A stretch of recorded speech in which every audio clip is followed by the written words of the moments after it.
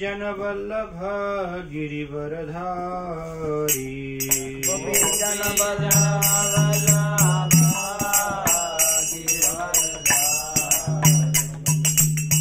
यशोदानंदन व्रज जन रंजन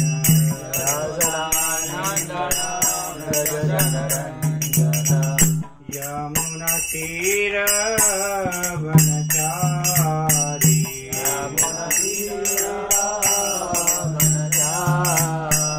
यमुना तीर वनचारी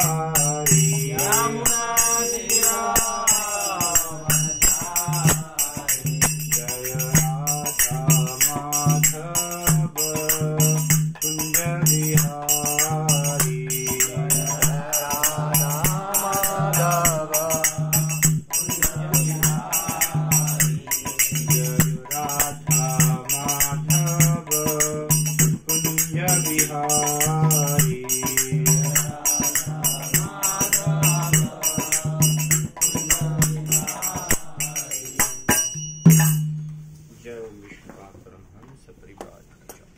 अष्टोत्तर शत श्री श्रीमद् भक्ति वेदांत स्वामी श्री प्रभुपाद की जय। जय ओम विष्णुपाद परमहंस परिव्राज कचार अष्टोत्तर शत श्री श्रीमद् भक्ति सिद्धांत सरस्वती गोस्वामी श्री प्रभुपाद की जय। अनंत कोटि वैष्णव भक्त वृंद की जय।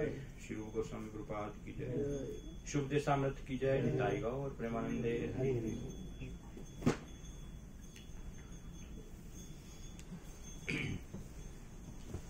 ओम ज्ञानतिमिरान्धस्य ज्ञानाञ्जनशलाकया चक्षुरुन्मिलितं तस्मै श्रीगुरुवे नमः। श्रीचैतन्यमनोभीष्टं स्थापितं येन भूतले स्वयं ददामि सुपदान्तिकं वन्देऽहं श्रीगुरो शिवदपदकमलं श्रीगुरुं वैष्णवाष्टं श्रीरूपं साग्रजातं सहगणरघुनाथं सजीवं साद्वैतं साधुतं परिजनसहितं कृष्णचैतन्यदेवं श्राद्धा कृष्णपादान् सहगणललिता श्रीविशाखान्वितांश्च। जय श्री कृष्ण चैतन्य प्रभु नित्यानंद श्री अद्वैत गदाधर श्रीवासादि गौर भक्तवृंद। हरे कृष्ण कृष्ण कृष्ण हरे हरे हरे राम राम राम हरे हरे।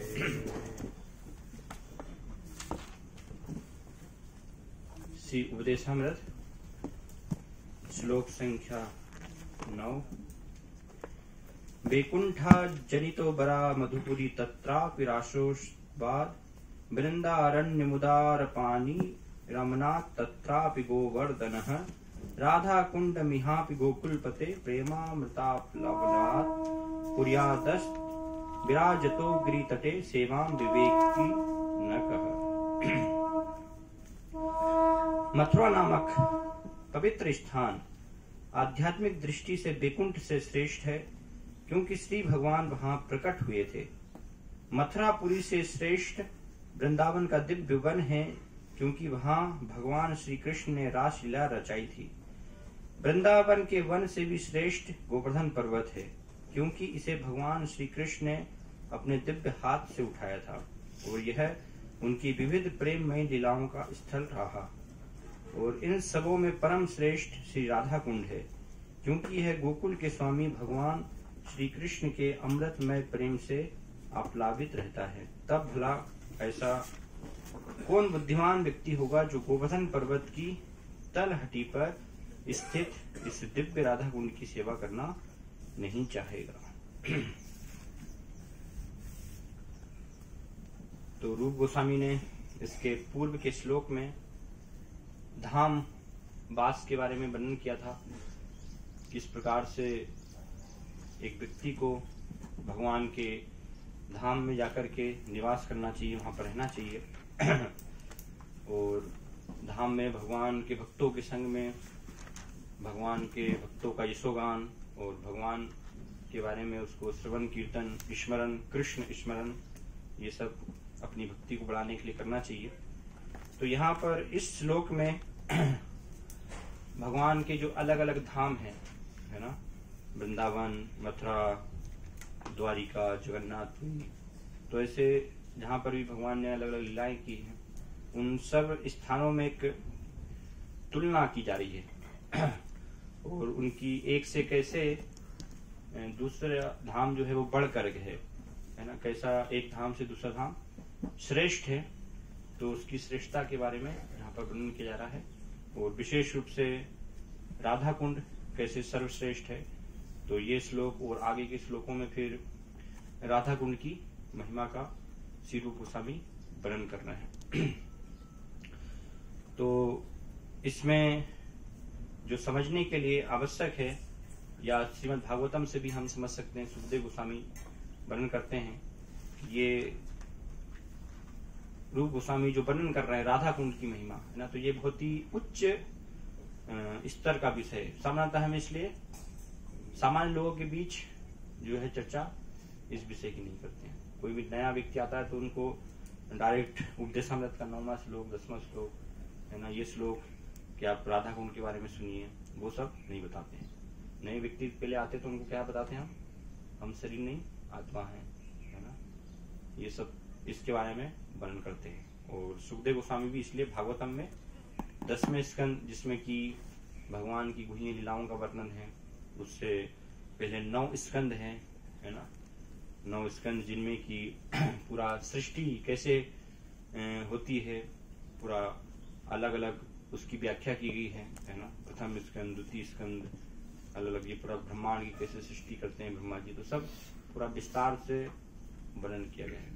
तो ये व्यक्ति कोई जब इस तत्व को समझ लेता है ना, सर्ग विसर्ग, स्थान, पोषण, उतय, है ना, मनवंतर, ईशानु कथा, निरोधो, मुक्ति, आश्रय, तब फिर भगवान जो है 10वें स्कंद में ये गुह्य लीलाओं का वर्णन करते हैं। तो उससे पहले बाकी के अलग अलग विषय बताए गए हैं, है ना, भगवान के द्वारा सृष्टि, ब्रह्मा जी के द्वारा सृष्टि, सर्ग विसर्ग, वो सबको व्यक्ति जब कोई समझ लेता है तब फिर अच्छे से ये विषय को समझ पाएगा। तो इसी प्रकार से रूप गोस्वामी यहाँ पर प्रारंभ में उन्होंने वर्णन नहीं किया ना, प्रारंभ में अलग अलग श्लोक है, मन को हमें सीमित करना है, इंद्रियों को पहले बस में करना है, क्या भक्ति के प्रतिकूल है उनका त्याग करना है, सिद्धांत अनुकूल चीजों को स्वीकार करना है।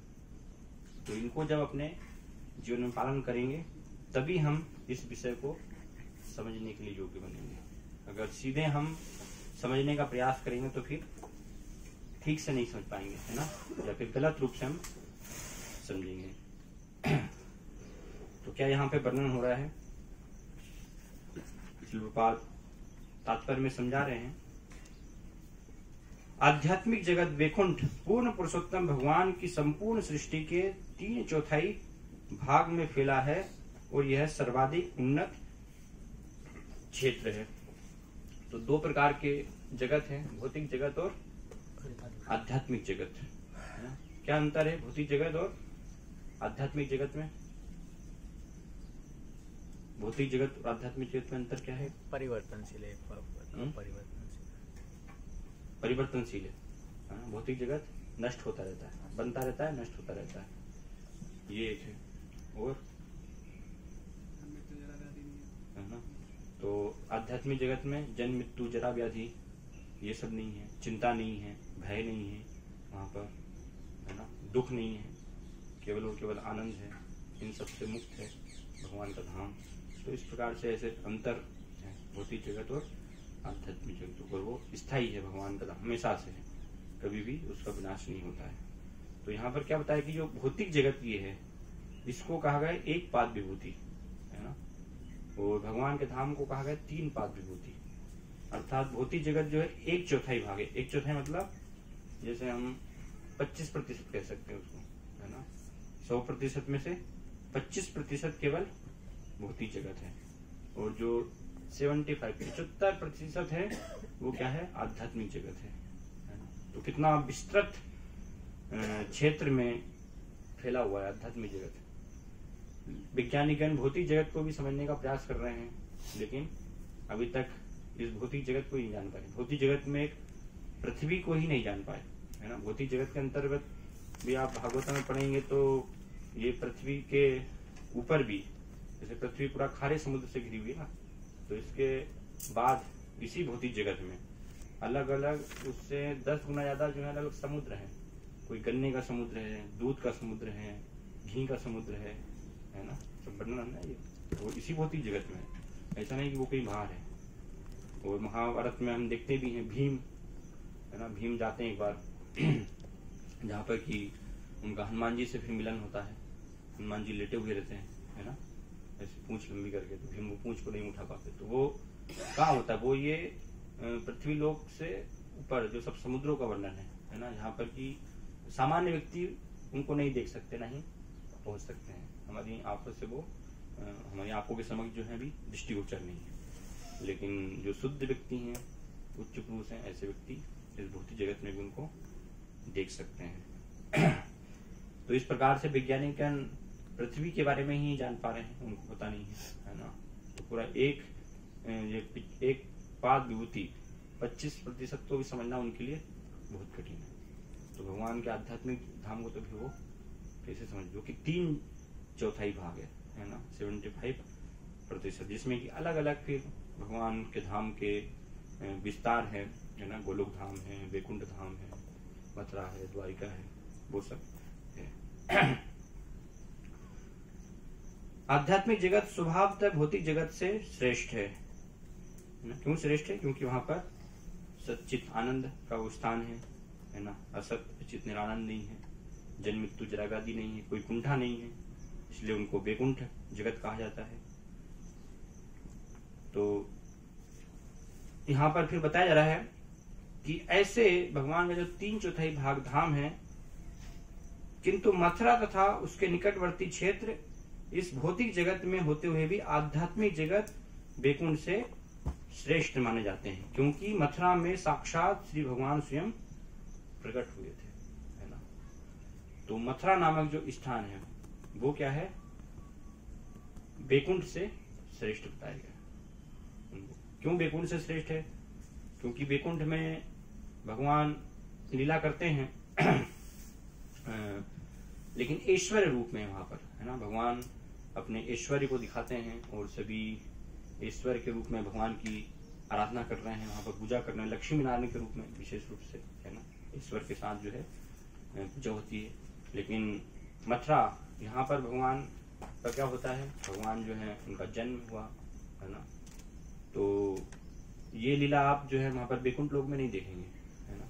यशोदा माता और भगवान कृष्ण की जो बाल लीलाएं हैं वो अति मधुर बताई गई है। भागवतम में एक जगह वर्णन है ना, सभी लीलाओं में जो बाल लीला है, तो ऐसे बाल लीलाओं के दर्शन बहुत ही भाग्यवान जीवों को होता है। इसलिए आप देखिए हर अवतार में भगवान बाल लीला नहीं करते हैं। कितने अवतार में की भगवान ने बाल लीला? भगवान कृष्ण आए, भगवान राम आए, चेतन महाप्रभु आए, है ना। बाकी के अवतार आप देखिए उनमें कहीं भी भगवान की बाल लीला नहीं है दूसरे अवतारों में। तो इसलिए बहुत महत्वपूर्ण, उससे भी श्रेष्ठ ये बताएगी इस भौतिक जगत में होते हुए भी। लेकिन वास्तव में भौतिक जगत में भी है तो ये आध्यात्मिक जगत का ही भाग है, उससे अभिन्न है। ऐसा नहीं है कि भौतिक जगत में जो सब मथुरा, वृंदावन, द्वारिका यहाँ पर तो अलग है ना। क्योंकि जब भगवान इस जगत में अवतरित होते हैं तो उनके धाम को लेकर के आते हैं भगवान के साथ उनके परिकर, वैशिष्ट, भगवान का धाम, सब कुछ अवतरित होता है। भगवान कभी भी अकेले नहीं आती, भगवान की साथ सामग्री भी उनके साथ यहाँ पर इस भौतिक जगत में आती है। लेकिन फिर भी अंतर बताएगा कि वैकुंठ लोकों से श्रेष्ठ है इस जगत में मथुरा नामक स्थान, जो कि गोलोक का ही एक भाग है ना। गोलोक धाम का ही भाग है वास्तव में। तो गोलोक धाम में ऐसे उसके 3 प्रकार से विभाजन किया गया है। गोलोक धाम के अंतर्गत मथुरा, द्वारिका, है ना, और फिर जगन्नाथपुरी, जिसमें कि भगवान अलग अलग रसों में वहां पर लीलाएं करते हैं। तो एक ही गोलोक के अंतर्गत ही वो अलग अलग स्तर है भगवान के। इसलिए वो हम यहाँ पर भी देखते हैं, इस जगत में भी द्वारिका है, मथुरा है ना, यहाँ पर भी जगन्नाथपुरी है, और वृंदावन है भगवान का मूल धाम, गोलोक वृंदावन। तो जो आध्यात्मिक जगत में गोलोक वृंदावन है वो यहाँ पर गोकुल के रूप में प्रकट होता है, यहाँ पर कि भगवान का प्राकट्य हुआ, भगवान का जन्म हुआ।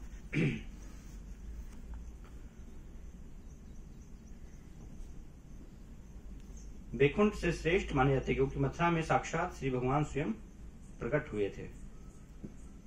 वृंदावन के भीतरी जंगल मथुरा से श्रेष्ठ माने जाते हैं, क्योंकि इनमें ऐसे 12 वन, 12 वन हैं, है ना। तो मथुरा से भी फिर श्रेष्ठ क्या है? वृंदावन। वृंदावन के अंतर्गत, मतलब वृंदावन हम बोलते हैं, लेकिन वृंदावन भी 12 वन के अंतर्गत एक वन है वास्तव में, है ना। ये पूरा 84 कोस जो बोला जाता है, तो ऐसे 12 वन बताए गए हैं, है ना। ताल वन, मधुवन, बहुला वन, भांडीर वन, है ना। तो उनमें से वृंदावन में भी एक वन बताया गया है 12 वन में से। तो वृंदावन में भगवान ने जो लीला की, है ना, क्योंकि भगवान जो है वहां पर वृंदावन में क्या लीला की भगवान ने? सबसे प्रसिद्ध भगवान की लीला वृंदावन में रासलीला, है ना। अनेक अनेक करोड़ों करोड़ों गोपियों के साथ भगवान ने रासलीला की। तो और भी लीला है ना, लेकिन ये सबसे मधुर लीला है वृंदावन भगवान की। तो इसलिए बताया कि वृंदावन क्या है? मथुरा से भी श्रेष्ठ है। फिर आगे, जो श्री भगवान की विविध लीलाओं के लिए प्रसिद्ध स्थल प्रसिद्ध है। मतलब आप देखेंगे तो सारे ये 12 वन में कुछ ना कुछ लीला हुई है भगवान ने। इनमें से कुछ वन में भगवान ने ज्यादा लीला की है, कुछ वनों में भगवान की कुछ कम लीला है, लेकिन हर एक वन में कुछ ना कुछ भगवान की लीला है। इस प्रकार वृंदावन का आंतरिक वन मथुरा से श्रेष्ठ माना जाता है, किंतु इन वनों से भी श्रेष्ठ गोवर्धन पर्वत है, क्योंकि भगवान श्री कृष्ण ने इसे देवताओं के राजा इंद्र द्वारा क्रुद्ध होकर की गई मूसलाधार वर्षा से अपनी संगी ब्रजवासियों की रक्षा करने के लिए अपने कमल सदृश सुंदर हाथ से छाते की भांति उठा लिया था, है ना। तो वृंदावन में तो भगवान ने लीलाएं की हैं, है ना। चरणों से वो अपने चल करके गए। तो जैसे आप देखेंगे शरीर के भाग में भी, वैसे भगवान के किसी भी शरीर में कोई अंतर नहीं होता है ना, सब एक समान ही है। लेकिन फिर भी क्या है, यहाँ पर एक रस विचार से ऐसा अंतर प्रकट किया जा रहा है कि भगवान ने गोवर्धन को अपने हाथ से उठाया, तो इसलिए क्या है, वो और भी श्रेष्ठ है गोवर्धन पर्वत। और वास्तव में ये स्वयं गोपियां गोवर्धन पर्वत की प्रशंसा करती हैं कि उसको कहा गया भागवतम हरिदास वर्य, है ना, हरिदास वर्य के रूप में। ये हरिदासों में सर्वश्रेष्ठ है। हरिदासियों में सर्वश्रेष्ठ कौन है? गोपियां, है ना, श्रीमती राधा रानी। तो हरिदासियों में, लेकिन जब हरिदासों का वर्णन आता है तो उसमें हरिदासों में सर्वश्रेष्ठ है गोवर्धन, जो कि भगवान से अभिन्न भी है एक प्रकार से। उनके भक्त भी हैं वो, और भगवान से अभिन्न भी है, क्योंकि स्वयं भगवान गोवर्धन के रूप में उन्होंने अपने आप को प्रकट किया। और सब जो ब्रजवासियों के द्वारा सामग्री अर्पित की गई, अलग अलग, है ना, व्यंजन, अलग अलग सामग्रियां, तो वो सब भगवान ने उस रूप में प्रकट होकर के ग्रहण किया। तो इस प्रकार से अपने हाथ से गोवर्धन पर्वत को 7 दिनों तक उठा करके रखा, और 7 दिन तक जब उठा के रखा तो सारे ब्रजवासी एक ही स्थान पर थे सम्मिलित, है ना। क्योंकि ये भगवान ने लीला की, तो ये तो एकमात्र उद्देश्य था, केवल इंद्र के अहंकार को नष्ट करना है, इंद्र को शिक्षा देना है, वो तो केवल बाहरी कारण था।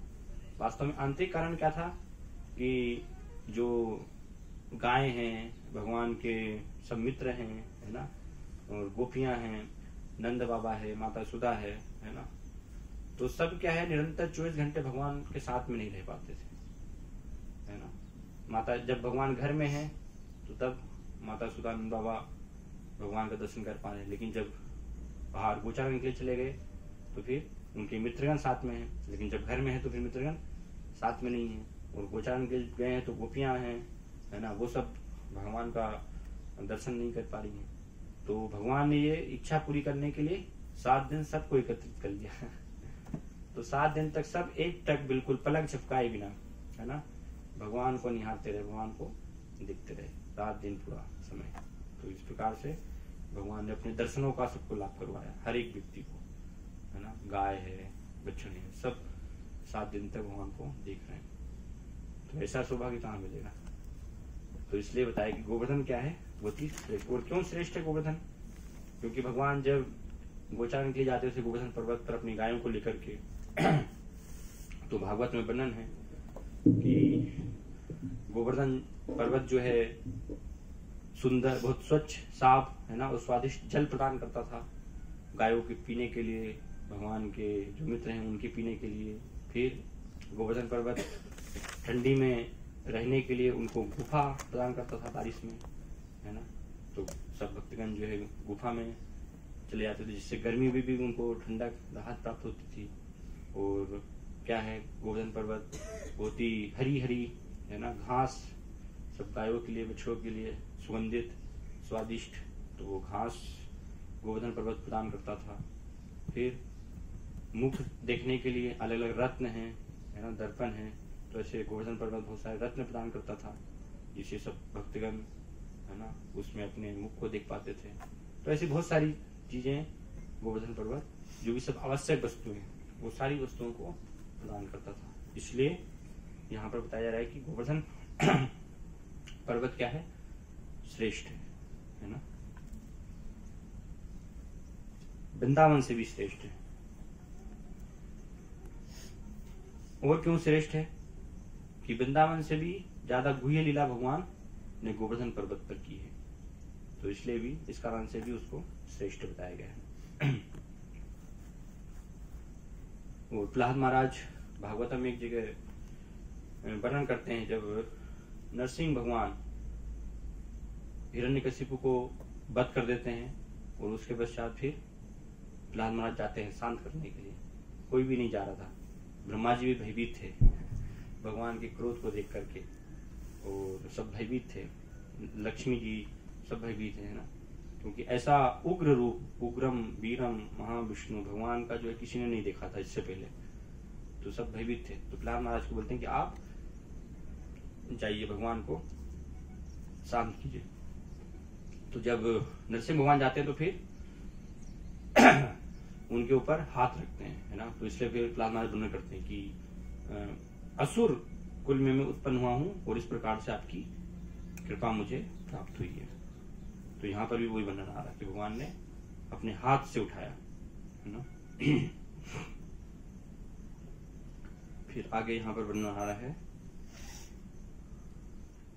अपने संगी ब्रजवासियों की रक्षा के लिए अपने कमल सदृश सुंदर हाथ से छाती की बाती उठा लिया था।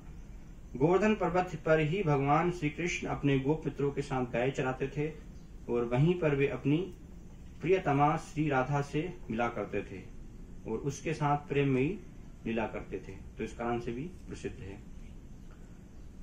गोवर्धन पर्वत की तलहटी पर स्थित राधा कुंड इन सबों से श्रेष्ठ है, क्योंकि यह वही स्थान है जहाँ भगवान श्री कृष्ण का प्रेम उफनता रहता है। तो ये क्या है, उससे भी श्रेष्ठ है, गोवर्धन से भी फिर श्रेष्ठ है राधा कुंड, है ना। राधा कुंड को वास्तव में बताया, ये गोवर्धन पर्वत के नेत्र के समान बताया गया, क्योंकि गोवर्धन पर्वत का जो पूरा आकार है वो बताया गया कि मयूर के आकार का, है ना। तो उसके पिछली जो भाग है उसको पुछरी कहा जाता है, और सामने एक नेत्र के समान दो नेत्र, तो राधा कुंड श्याम कुंड क्या है, ये गोवर्धन पर्वत के दो नेत्र हैं, इस प्रकार से बताया गया। तो ये राधा कुंड भी सर्वश्रेष्ठ है। क्यों सर्वश्रेष्ठ है, क्योंकि यहाँ पर पूर्ण रूप से भगवान का प्रेम जो है वो उफनता है ना, बिल्कुल बाहर झलकता है, जैसे दूध उफन करके बाहर गिरने लगता है ना बर्तनों से, तो ऐसा यहाँ पर बताया। इसलिए सर्वश्रेष्ठ स्थान बताया गया सारे ब्रह्मांड में, है ना, सभी स्थानों में सबसे श्रेष्ठ जो है वो राधा कुंड है। महान महान सब देवी देवता वो सब भी राधा कुंड की पूजा करते हैं। और क्यों श्रेष्ठ है, क्योंकि जो भगवान ने वृंदावन में रासलीला की, तो उस रासलीला में क्या है, बहुत सारी अलग अलग गोपियां थे, है ना। कौन गोपियां थे वहां पर, जो दंडकारण्य के ऋषि मुनि है ना, जिन्होंने की भगवान राम से प्रार्थना की थी कि आप हमें स्वीकार कीजिए, लेकिन भगवान राम ने तो कहा कि इस लीला में तो मैं सिर्फ एक पत्नी व्रत हूं, तो इसलिए फिर आपकी जो इच्छा पूरी है, जब मैं कृष्ण अवतार लूंगा तब होगी। तो उन दंडकारण ऋषियों को फिर वो सब ये गोपियों के रूप में ऐसे प्रकट होते हैं, तो उनको रासलीला में भाग लेने का अवसर प्राप्त होता है। फिर बहुत सारे देवी देवता हैं, देवियां हैं, है ना, जो कि गोपियों के रूप में आते हैं, तो उनको भी भगवान वहाँ वृंदावन में रासलीला में भाग लेने का अवसर प्रदान करते हैं। फिर वेद साक्षात जो है श्रुतियां स्वयं वो गोपियों के रूप में प्रकट होती हैं, तो उनको भगवान वृंदावन में रासलीला का अवसर प्रदान करते हैं। लेकिन रासलीला के और भी स्थान है, ऐसा नहीं कि सिर्फ वृंदावन में ही भगवान ने रासलीला की। हम तो भौतिक जगत लोग सोचते हैं कि जो निधिवन स्थान है, तो ये क्या है, भगवान की रासलीला का स्थान है, इसलिए आज भी वहां लीलाएं चलती रहती है। तो वास्तव में भगवान की लीलाएं तो नित्य है, तो इसलिए हर दिन हो रही है वृंदावन में, ऐसा नहीं कि नहीं हो रही है। जो भाग्यवान जीव हैं वो उनको देख सकते हैं। चैतन्य भागवत में बताएगा, अद्यपि से लीला करे गोर राय, कौन कौन भाग्यवान देखी वाले पार, कि आज भी जो है लीला चल रही है, तो कौन कौन जो भाग्यवान जीव है वो उनको देख पाते हैं अपनी आंखों से। तो ऐसा नहीं कि वो एक ही स्थान है रासलीला का, है ना, उससे भी महत्वपूर्ण स्थान है ये राधा कुंड, जहां पर कि भगवान रासलीला करते हैं किनके साथ, अपनी प्रमुख मुख्य गोपियों के साथ, है ना। उसमें कुछ गिनी हुई बस गोपियां होती हैं, श्रीमती राधा रानी, ललिता, विशाखा, अष्टसखियां, मंजरियां, है ना, ऐसे ये सब मुख्य गोपियां केवल इस स्थान में ऐसे सब गोपियों को प्रवेश नहीं है। जो वृंदावन में भगवान ने करोड़ों गोपियों को दिया, इतनी गोपियां थी कि हम गिनती नहीं कर सकते, है ना, कुछ ही का वर्णन आता, लेकिन वास्तव में करोड़ों गोपियां हैं। लेकिन यहाँ पर इस स्थान पर भगवान केवल प्रमुख गोपियों के साथ, जो सबसे भगवान के समीप है, घनिष्ठ है, उनके साथ यहाँ पर रासलीला करते हैं। तो इसलिए ये राधा कुंड इन सबों में श्रेष्ठ बताया गया है। उच्च कोटि के भक्त राधा कुंड में निवास करना अधिक पसंद करते हैं, क्योंकि यह स्थान भगवान श्री कृष्ण तथा राधा रानी के पारस्परिक सनातन प्रेम व्यापार की अनेक स्मृतियों, रति विलास का स्थल रहा है।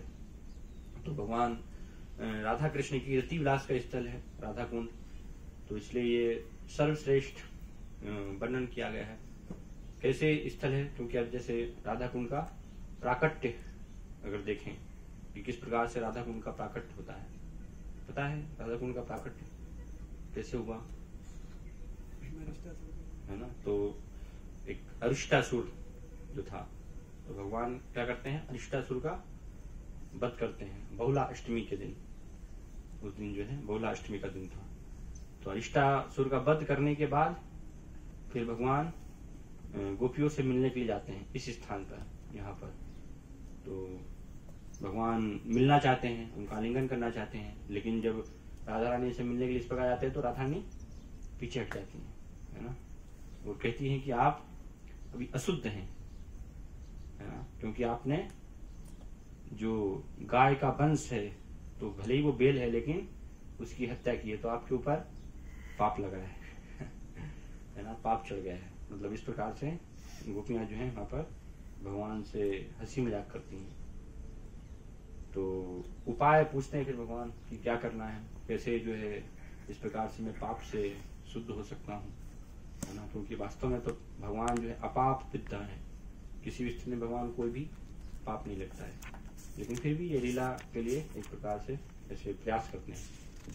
तो वो क्या कहते हैं कि आपको सब तीर्थ स्थलों में स्नान करना होगा, तभी आप शुद्ध हो पाएंगे। तो भगवान क्या करते हैं, अपने पैर से ठोकर जमीन में मारते हैं, तो उससे एक गड्ढा कर देते हैं, और गड्ढे में सारे तीर्थों को वहां पर आवाहन करते हैं। तो जितने भी तीर्थ हैं वो सब सारे तीर्थ आ जाते हैं, सारी नदियां जाती हैं, है ना, पुष्कर, प्रयागराज, गंगा, जितनी भी सब वहां पर सारे तीर्थ सब कुछ आ जाते हैं, और फिर भगवान जो है वहां पर स्नान करते हैं। तो ये देख करके क्या है, सब गोपियां भी हैं और राधा रानी विशेष रूप से अपने चूड़ियां, है ना, उनको तोड़ करके और उससे जो है वो भी गड्ढा करती है, लेकिन वहां पर क्या होता है, पानी नहीं निकलता तो पानी नहीं निकलता, तो फिर सब गोपियां मानसी गंगा से मटके से भर ले जाकर फिर सब पूरा उसको भरने का प्रयास करती है ना। लेकिन फिर भगवान जो है निवेदन करते हैं कि आप इन सब तीर्थों को भी आपके जो है कुंड में स्थान प्रदान कीजिए। तो राधा रानी उनको कृपा करके फिर सब सारे जो तीर्थ हैं उनको अपने कुंड में प्रवेश कराती है। तो इस प्रकार से ये रात्रि के समय फिर राधा कुंड और श्याम कुंड का प्राकट्य होता है।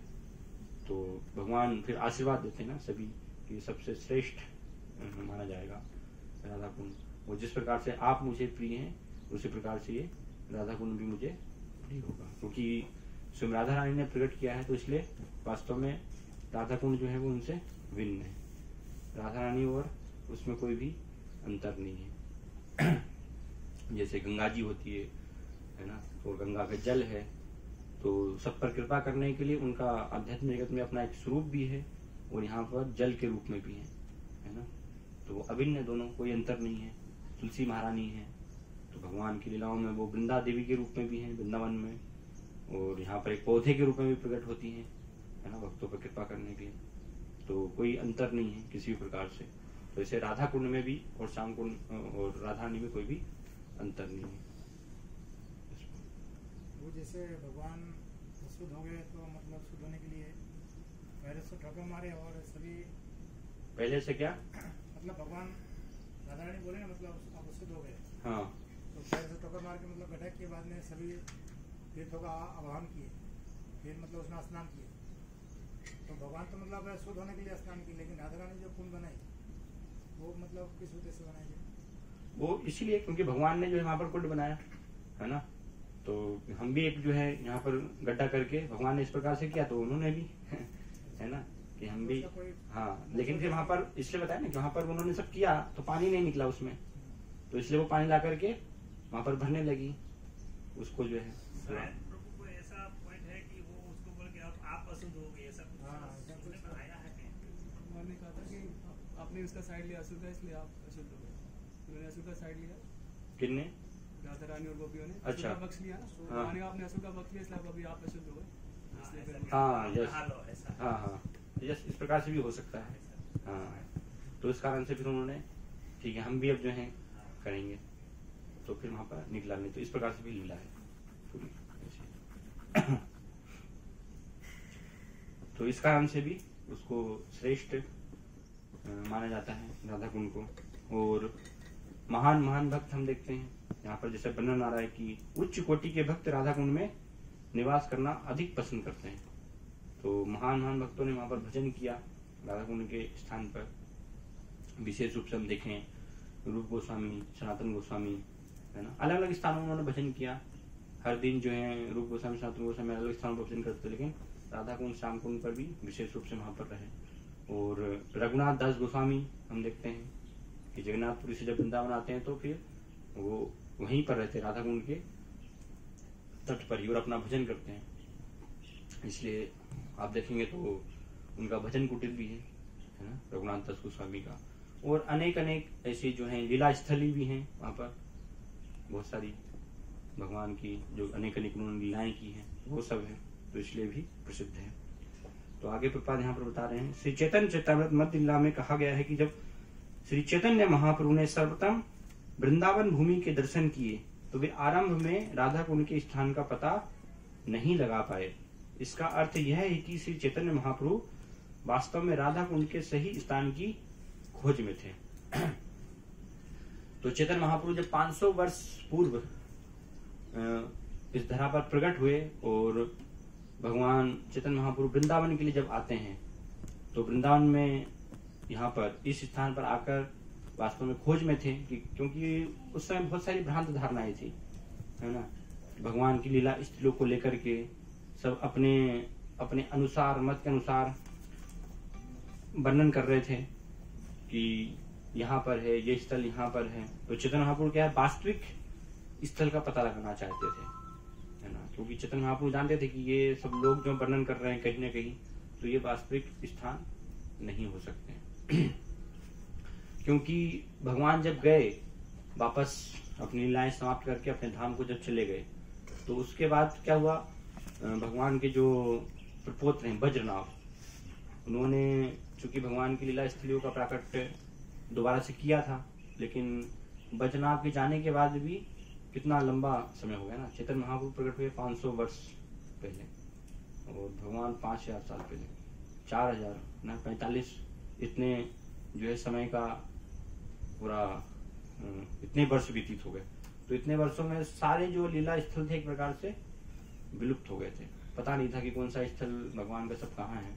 तो इसलिए चैतन्य महाप्रभु जाते हैं, वो चैतन्य महाप्रभु बैठते हैं एक स्थान पर जाकर के, तो दूर से ऐसे उन्हें एक खेत में दो गड्ढे में कुछ चमकता हुआ दिखाई देता है ना?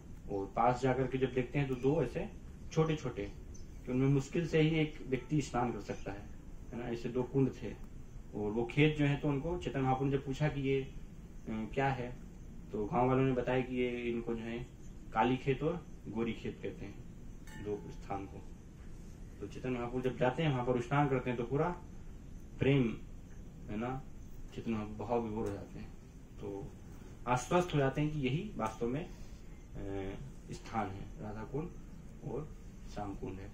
फिर चैतन्य महाप्रभु वापस जब चले जाते हैं तो फिर रघुनाथ दास गोस्वामी को भेजते हैं, है ना, कि आप जाइए रूप सनातन गोस्वामी से मिलिए और राधा कुंड है, श्याम कुंड है, उनका पुनरुद्धार करवाइएगा। तो जो रघुनाथ दास गोस्वामी है वो राधा कुंड के तट पर ही एक भजन कुटी बना करके और वहां पर अपना भजन कर रहे थे। तो एक बार बद्रिकाश्रम से एक व्यक्ति आते हैं और वो कहते हैं कि मुझे भगवान बद्री नारायण ने आपके पास भेजा है ना? तो उनके आदेश से मैं आपकी सहायता करना चाहता हूँ, ये जो है कुछ जो भी आप आवश्यक है। तो फिर रघुनाथ दास गोस्वामी बताते हैं कि आप जो है इन कुंडों को बनवाइए, है ना, इनका निर्माण करवाइए। तो इस प्रकार से वो कुंडों का फिर उनके धन से जो बद्रिकाश्रम से आते हैं वो सारे कुंडों का निर्माण कराते हैं। और उससे पहले एक लीला ऐसी भी आती है कि एक बार अकबर अपनी सेना के साथ आते हैं और रघुनाथ दास गोस्वामी से आकर के वहां पर मिलते हैं। तो उस समय अकबर को बहुत ही प्यास लगी होती है, सब उनके घोड़े हैं, है ना, हाथी हैं, सब थक जाते हैं, तो पानी ढूंढ रहे होते हैं, कहीं भी पानी नहीं होता है।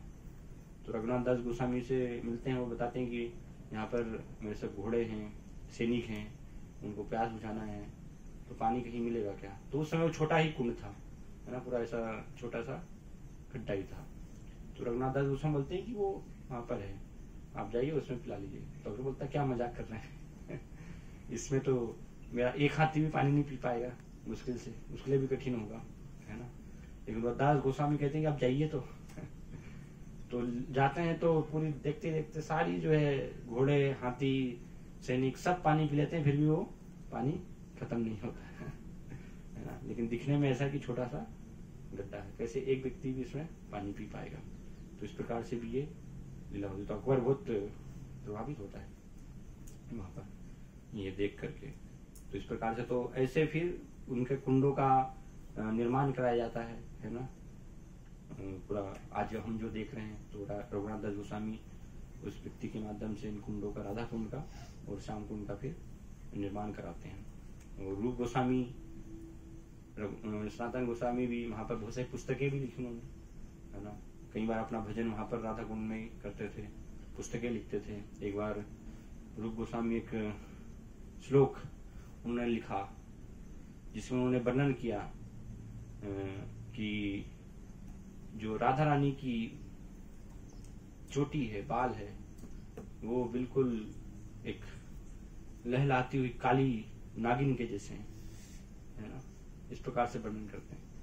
तो सनातन गोस्वामी आते हैं रूप गोस्वामी से मिलने के लिए और पढ़ते हैं उसको, तो बोले ये क्या आपने लिखा है, ये क्या वर्णन, राधा रानी के इसकी तुलना आप जो है काली नागिन से कर रहे हैं, ये तुलना तो सही नहीं लग रही मुझे, है ना। तो रूप गोस्वामी ने उसको स्वीकार, हो सकता है, ठीक है, आप सही कह रहे हो, है ना, तो आप कुछ बताइए फिर इसके बारे में, कुछ क्या पद यहाँ पर हो सकता है। तो सनातन गोस्वामी ने कहा ठीक है, कुछ विचार करके देखते हैं। तो जैसे ही फिर जैसे सनातन गोस्वामी जा रहे थे, एक स्थान राधा कुंड के तट पर एक स्थान, उसको वर्तमान में कहते झूलन तला स्थान, है ना। तो वहां पर वो सनातन गोस्वामी को लीला दिखाई देती है कि एक झूले पर एक स्त्री बैठी हुई है और उसकी सब सहेलियां हैं, वो झूल रही है ना। वो झूल रही है तो एक पीछे जो है वो नागिन के जैसे वो देखते हैं, है ना। तो उनको लगता है कि ये नागिन यहाँ है, वो डस लेगी। तो जाते हैं पास में, तो जाते हैं तो वो तो वास्तव में वहां पर सब राधा रानी थी, सखियां थी, है ना। ऐसे ऐसे कोई ना है, तो वो लीला फिर विलुप्त हो जाती है। तो उनको पता लग जाता है सनातन गोस्वामी को वास्तव में कि जो रूप गोस्वामी ने लिखा है वो पद वो सही है, किसी प्रकार से उसमें गलत नहीं है ना, कि जो भी उनके पाल हैं तो वो ऐसे नागिन के जैसे। तो महान आचार्य से जो भी लिखते हैं वो गलत नहीं होता। तो एक लीला हम देखते हैं राधा गुण के तट पर। फिर रघुनाथ दास गोस्वामी एक बार अपना भजन कर रहे थे, तो साक्षात बनाता है कि शिव जी पार्वती जी वहां पर एक बाघ और बाघिन के रूप में आते हैं, तो जहाँ भजन अपना कर रहे थे उसी स्थान पर साइड से बिल्कुल उनको पता ही नहीं चलता है, आकर के वो राधा कुंड सांगुण से जल पी करके और फिर चले जाते हैं, है ना। तो ये भी इस प्रकार से लीला है। तो इसलिए यहाँ बताया कि ऐसे महान भगवान के भक्त इस राधा कुंड में निवास करना चाहते हैं, है ना, यहाँ पर भजन करना चाहते हैं, क्योंकि बताया गया शास्त्रों में अगर इसमें कोई भजन करता है तो बहुत तीव्रता से भगवान को वो प्रसन्न कर सकता है। लेकिन साथ में सावधान भी किया था, शिल प्रपाद ने हमें जो है सावधान भी किया है। भक्ति महाराज है, शिलपाद है, तो शास्त्रों में चूंकि वर्णन है, लेकिन ये किनके लिए वर्णन जो पूर्ण रूप से काम वासना से मुक्त हो गए हैं, है ना, ऐसे व्यक्तियों के लिए बताया गया कि वो राधा कुंड के तट पर वहां पर निवास करने के लिए योग्य व्यक्ति हैं। जिनके अंदर तनिक भी भौतिक इच्छाएं, काम इच्छाएं हैं, तो वो योग्य व्यक्ति नहीं है। कई बार ऐसे लोग नकल करते हैं, शास्त्र से पढ़ लेते हैं, सुन लेते हैं कि हमें भी भजन करना चाहिए, जाना चाहिए, ये सर्वश्रेष्ठ स्थल है राधा कुंड, वहीं पर हम भजन करेंगे, है ना। तो क्या होता है फिर उनका पतन हो जाता है कुछ समय के बाद, है ना। इसलिए भक्ति सिद्धांत महाराज बहुत ज्यादा इसको जो है प्रोत्साहित उतना नहीं करते थे सामान्य लोगों के बीच, क्योंकि सबका स्तर वो नहीं है ना। हम सब जो है काम वासना से ग्रसित जीव हैं। तो इसलिए आप देखिए, जब राधा कुंड के तट पर भक्ति सिद्धांत महाराज रह रहे थे तो सबने सोचा कि यहाँ पर तो पूरा अब जो है भगवान की लीलाओं के ऊपर चर्चा होगी, कथा होगी, है ना। भक्ति सिद्धांत महाराज भगवान की गुह्य लीलाओं के बारे में हमें बताएंगे, लेकिन पूरा 1 महीना वहां पर उपनिषदों के बारे में चर्चा कर रहे हैं भक्ति सिद्धांत महाराज। कोई राधा कुंड का बंधन नहीं, वो लीला नहीं, क्योंकि वो योग्यता ही नहीं है ना, वो स्तर नहीं है। तो इसलिए फिर उपनिषदों पे पूरा समय भक्ति सिद्धांत महाराज ने चर्चा की। इसलिए भक्ति सिद्धांत महाराज भी रहे, भक्ति विनोद ठाकुर भी रहे वहां पर, है ना, कुछ समय। ऐसे सभी महान आचार्य राधा कुंड के तट पर रहे हैं। तो इस प्रकार से चेतन महाप्रभु सही स्थान की खोज में थे, है ना। तो चेतन महाप्रभु को फिर ये कुंड दिखते हैं और उन्होंने फिर खोज की। अंत में उन्हें वह पवित्र स्थान मिल गया जहां पर एक छोटा सा तालाब था। उन्होंने छोटे से तालाब में स्नान किया और अपने भक्तों को बताया कि यही वास्तव में राधा कुंड है। बाद में भगवान श्री चैतन्य के भक्तों द्वारा इस ताल की खुदाई कराई गई, जिनमें 6 गोस्वामी यथा रूप तथा रघुनाथ दास गोस्वामी आदि प्रमुख थे। इस समय वहां पर राधा कुंड नाम से एक विशाल सरोवर है। श्री रूप गोस्वामी ने राधा कुंड को अत्यधिक महत्व प्रदान किया है, क्योंकि श्री चैतन्य महाप्रभु इसे खोज निकालना चाहते थे। तब ऐसा कौन होगा जो राधा कुंड को छोड़कर अन्यत्र निवास करना चाहे। दिव्य बुद्धि से युक्त कोई भी व्यक्ति ऐसा करना नहीं चाहेगा, लेकिन राधा कुंड के महत्व को न तो अन्य वैष्णव संप्रदाय वाले समझ सकते हैं। तो बहुत महत्व लिख रहे हैं, है ना, कि ये महत्वपूर्ण है इस स्थान में वास करना, लेकिन इसके महत्व को समझ पाना बहुत कठिन है। इसलिए यहाँ पर क्या बता रहे हैं कि अन्य संप्रदाय वाले, तो अन्य संप्रदाय कौन कौन से, श्री संप्रदाय, है ना, रुद्र संप्रदाय, ये सब संप्रदाय के भी नहीं समझ सकते। क्यों नहीं समझ सकते? क्योंकि उनका अलग भाव है ना। जैसे आप श्री संप्रदाय में देखेंगे तो वो दास भाव में भगवान की सेवा करते हैं, लक्ष्मी नारायण ना, वो उसकी तरफ अधिक आकर्षित है। तो एक प्रकार से तत्व विचार से, फिलोसफी जो है उसमें कोई अंतर नहीं है। सभी संप्रदाय हैं तो सभी भगवान को जो है परम के रूप में स्वीकार करते हैं। तो इसलिए तत्व विचार से कोई भी किसी भी प्रकार से अंतर नहीं है, लेकिन रस विचार से अंतर है ना। रस विचार से यहाँ पर बताया कि ऐसे अन्य संप्रदाय के लोग नहीं समझ पाएंगे, और न ही भगवान श्री चैतन्य महाप्रभु की भक्ति में अरुचि रखने वाले लोग ही राधा कुंड के आध्यात्मिक महत्व तथा उसकी दिव्य प्रकृति को समझ सकते हैं, है ना। जब तक चैतन्य महाप्रभु के अगर कोई अनुयायी नहीं बनता है उनकी भक्ति को नहीं समझता है तो तब तक राधा कुंड की महिमा को वो नहीं समझ पाएगा। क्योंकि चेतन महाप्रभु ने ये रस के बारे में हमें बताया है ना, गोलोक धाम के महत्व के बारे में इस संप्रदाय में उन्होंने बताया। तो जब उनके शरणागत होंगे तभी ही वास्तव में हम समझ पाएंगे, नहीं तो कोई भी नहीं समझ सकता। इस प्रकार राधा कुंड मुख्यतः गौड़ी वैष्णवों द्वारा पूजित है, जो भगवान श्री कृष्ण चेतन महाप्रभु के अनुयायी हैं। तो जो चेतन महाप्रभु के अनुयायी हैं वही इसके महत्व को समझ सकते हैं, है ना। और वो भी कब समझ सकते हैं, जब सही रूप से, है ना, उनके अनुयायियों के माध्यम से उसको जानने का प्रयास कर रहे हैं, उसके महत्व को समझ रहे हैं, है ना, श्रवण कर रहे हैं राधा कुंड के बारे में सही रूप से, तो ही हम वास्तव में उसकी महिमा को समझ पाएंगे। अगर बाहर श्रवण करेंगे, है ना, तो हम भ्रमित हो सकते हैं, हमें लगेगा कि नहीं, हमें भी जाकर के रहना चाहिए, राधा कुंड के तट पर निवास करना चाहिए, वहाँ भजन करना चाहिए। और हुआ भी ऐसे, प्रभात के समय कुछ उनके शिष्य, है ना, सुन करके जो उन्होंने सुना इस प्रकार से वृंदावन आए और राधा कुंड की महिमा, तो अपने भजन पहुंच गए वहां पर, है ना, चालू कर दिया बाबा जी बीस रख करके और ऐसे। लेकिन कुछ समय के बाद फिर उनका पतन हो गया, फिर भोग में लिप्त हो गए। ये होता है, अगर आचार्यों के निर्देश को हम पालन नहीं करेंगे, उनके अनुसार, है ना, जैसे उन्होंने पद्धति बताई है उस प्रकार से उसको हम लांग करके अगर राधा कुंड को प्राप्त करना चाहेंगे तो फिर वो प्राप्ति नहीं हो सकती। पूरी क्रम से, है ना, परंपरा का पालन करते हुए, उनके निर्देशों का पालन करते हुए हम इसको समझने का प्रयास करेंगे, तो फिर भगवान की कृपा से कुछ तरह आएगा कि भगवान कृपा करेंगे कि हम, हो सकता है कि वहाँ निवास भी कर पाए, है ना। लेकिन हम बलपूर्वक करना चाहेंगे तो उससे हमें कोई भी आध्यात्मिक लाभ नहीं मिलेगा। तो इस प्रकार से यहाँ पर अलग अलग ये अंतर बताया जा रहा है कि किस प्रकार से भगवान के एक धाम से ये दूसरा जो धाम है ये श्रेष्ठ है। ऐसे भगवान के सभी धाम समान ही है ना, कोई भी अंतर नहीं है। भगवान ने हर धाम में लीलाएं की है, तो तत्व विचार से कोई अंतर नहीं, लेकिन रस विचार से फिर भी अंतर है। और इसी प्रकार से एक उपाख्यान आप देखेंगे तो बृहद भागवतामृत में भी ये वर्णन आता है ना, कि बृहद भागवतामृत में गोप कुमार की कथा आती है। तो एक गोप कुमार कैसे अलग अलग स्वर्ग लोक, ब्रह्म लोक, है ना, शिव लोक और मथुरा, द्वारिका, है ना, वैकुंठ, ऐसे सब लोगों की यात्रा करते हुए फिर गोलोक धाम तक वो जाते हैं। तो उसमें बहुत सुंदर वहां पर वर्णन है कि कैसे वो एक से दूसरे की जो है श्रेष्ठता को देख पाते हैं, है ना, कि जैसे स्वर्ग लोक से ब्रह्मलोक श्रेष्ठ है, उससे शिवलोक श्रेष्ठ है, उससे भी श्रेष्ठ फिर द्वारिका, है ना, मथुरा, ये सब भगवान के जो है धाम है वो श्रेष्ठ है, फिर वैकुंठ लोक, है ना। तो ऐसे पूरा गोलोक तक जाते हैं और गोलोक में जब देखते हैं पूरा सर्वश्रेष्ठता तो पूरा आश्चर्यचकित हो जाते हैं, है ना। क्योंकि गोलोक कैसे बना हुआ है, ब्रह्म संहिता बना था, चिंतामणि प्रकार शर्म सुकल्प वृक्ष लक्षावतेषु सुरभि रभि पालयन्तम लक्ष्मी सहस्त्र शत ब्रह्म सेव्यमानम गोविंदमादि पुरुषम तमहम भजामि।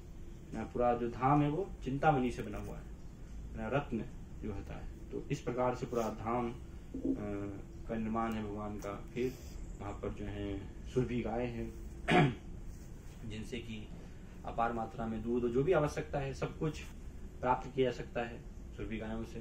कल्प वृक्ष है ना, कल्प वृक्ष जो भी आपकी इच्छा है।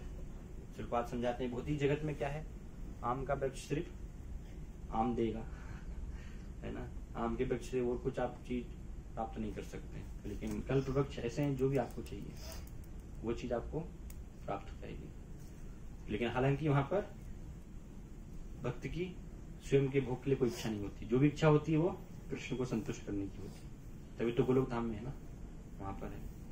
तो इस प्रकार से हम देखते हैं पूरा धाम का वर्णन है।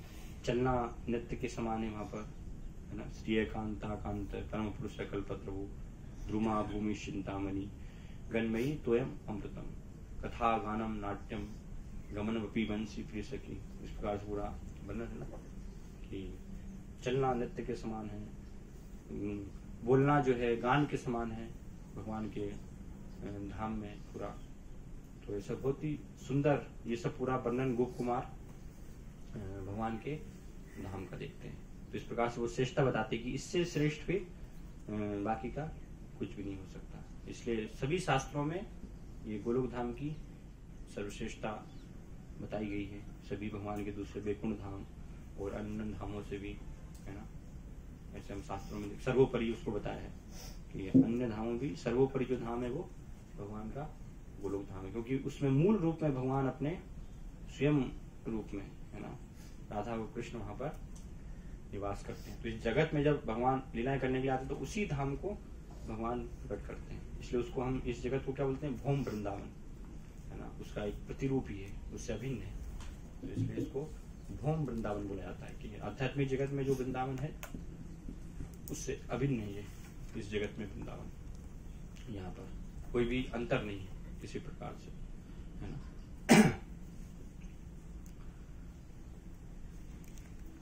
तो इस प्रकार से ये 9वें श्लोक में वर्णन है। फिर 10वां श्लोक आगे हम जो है बढ़ेंगे। तो इसके संदर्भ में अगर कोई प्रश्न है आपके पूछ सकते हैं, किसी का अगर, तो फिर आगे बढ़ेंगे।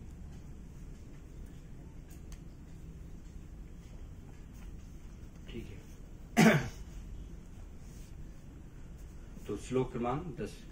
कर्मेभ्यः परितो हरे प्रियतया व्यक्तिम ययोर्ज्ञानिनः इस्तेभ्यो ज्ञान विमुक्त भक्ति परमां प्रेम कनिष्ठास्ततः तेभ्यस्ताः पशुपाल पंकज दृशास्ताभ्योऽपि सराधिका पृष्ठा तद्वयं तदीय सरसी ताम नाश्रये कह कृति। तो उसी यही यहाँ पर जो वर्णन आ रहा है इस श्लोक में, इसी को आगे रूप गोस्वामी वर्णन कर रहे हैं इस श्लोक में उसी का।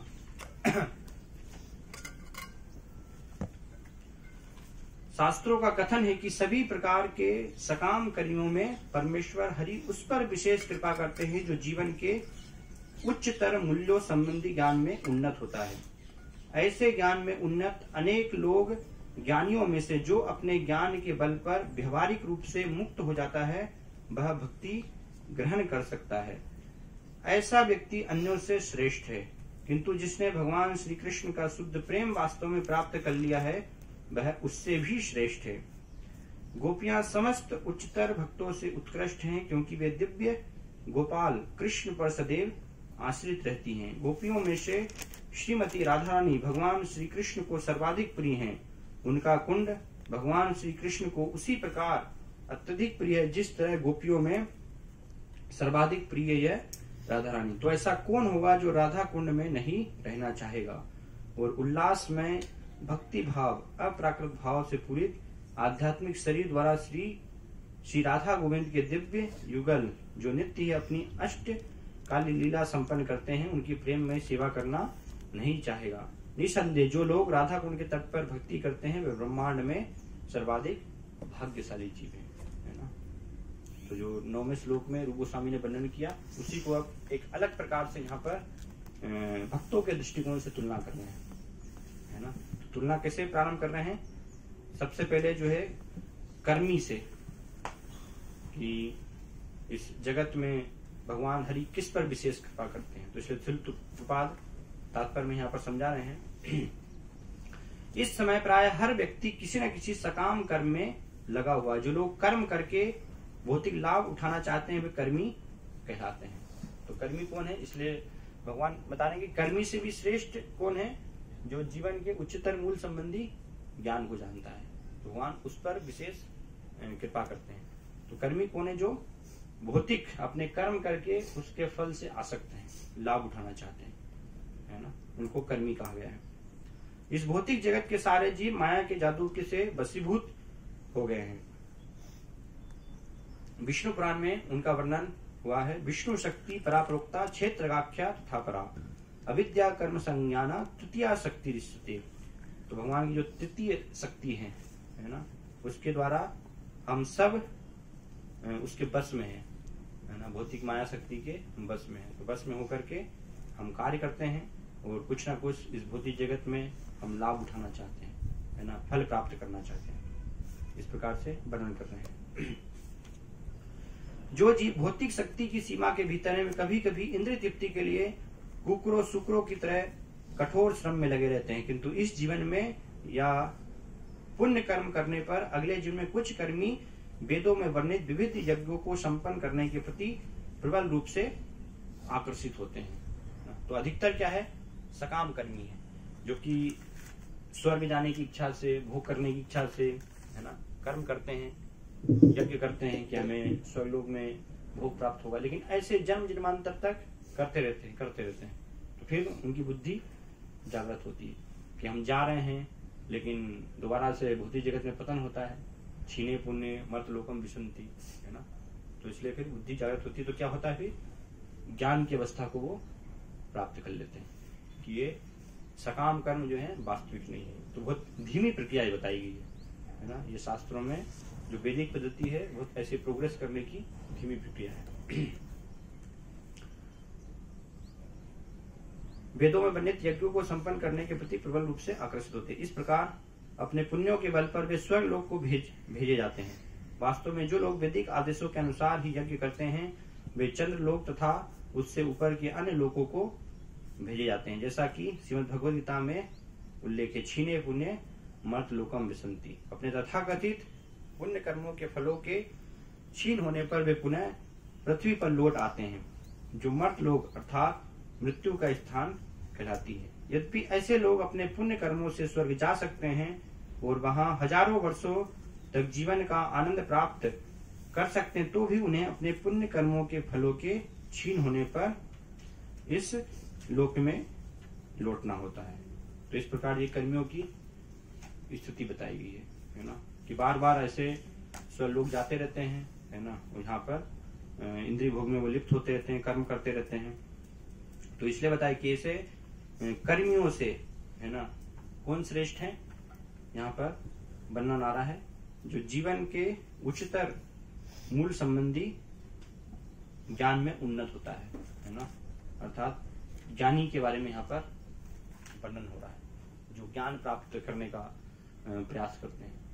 लेकिन ज्ञानियों को भी श्रेष्ठ नहीं बताया, क्योंकि उनकी भगवान के बारे में पूर्ण समझ नहीं होती है ना। वो भगवान में लीन होना चाहते हैं, भगवान बनना चाहते हैं। तो इसलिए भगवान चूंकि हालांकि कहते हैं भगवद गीता में कि ऐसे व्यक्ति में जो ज्ञानी होता है वो मुझे बहुत ही प्रिय होता है ना, एक कर्मी से तुलना में वहां पर बता रहे हैं। लेकिन वास्तविक जो प्रिय है भगवान को वो कौन है, भक्त है।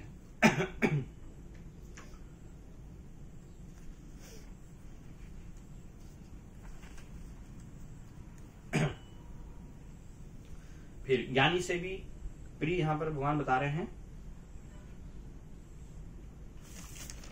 ज्ञानियों में से भी जो अपने ज्ञान के बल पर व्यवहारिक रूप से मुक्त हो जाता है वह भक्ति ग्रहण कर सकता है। ऐसा व्यक्ति अन्यों से श्रेष्ठ है ना। तो ज्ञानियों में भी श्रेष्ठ है एक भक्त जिसने अपनी भक्ति को ग्रहण किया हुआ है, क्योंकि बहुत ये कठिन है, इतना आसान नहीं, सरल नहीं है। इसलिए भगवान वर्णन करते हैं ना, मनुष्य नाम सहस्त्रेषु कश्चित यतति सिद्ध है ना, यतनाम अपि सिद्धा नाम कश्चिन माम वेत्ति तत्वतः। कि कई हजारों मनुष्यों में से जो कि सब इंद्रिय भोग में लगे हुए हैं, जिनका एकमात्र उद्देश्य है भोग करना, ऐसे में से कुछ कुछ व्यक्ति जो हैं गिने चुने, वो क्या करते हैं, आध्यात्मिकता की तरफ आगे बढ़ते हैं, ज्ञान प्राप्त करने का प्रयास करते हैं, है ना, सिद्ध होने का प्रयास करते हैं। तो लेकिन उन सब में से भी बहुत कम होते हैं, है ना, जो कि भगवान की भक्ति को समझ पाते हैं वास्तव। इसलिए बताया है भगवान की जो भक्ति को जानने वाला वो क्या है, बहुत ही सुदुर्लभ है। सुदुर्लभ है प्रशांत आत्मा कोटि सपी महामुनि, जो मुनि है उन गणों में भी बहुत ही दुर्लभ है ये, जो कि जिसको भक्ति की प्राप्ति होती है। इसलिए बताया ना, ब्रह्मांड भ्रमिते कोनो भाग्यवान जी, गुरु कृष्ण प्रसादे पाए भक्ति लता बीज। ब्रह्मांड में हम सब भ्रमण कर रहे हैं, है ना, अलग अलग योनियों में, उनमें से भाग्यशाली बहुत जो जीव होता है उसको वास्तव में ये भक्ति लता का बीज प्राप्त होता है। तो हम सबको भक्ति लता का बीज प्राप्त हुआ है ना। इसके पूर्व पता नहीं हमने कितने जीवन लिए होंगे, ये पूरा सत्य है ना, हम नहीं जानते, लेकिन शास्त्र से हम समझ सकते हैं कि हमारे अनेकों अनेकों जीवन हुए होंगे, तब जाकर के हमें ये अवसर प्राप्त हुआ है।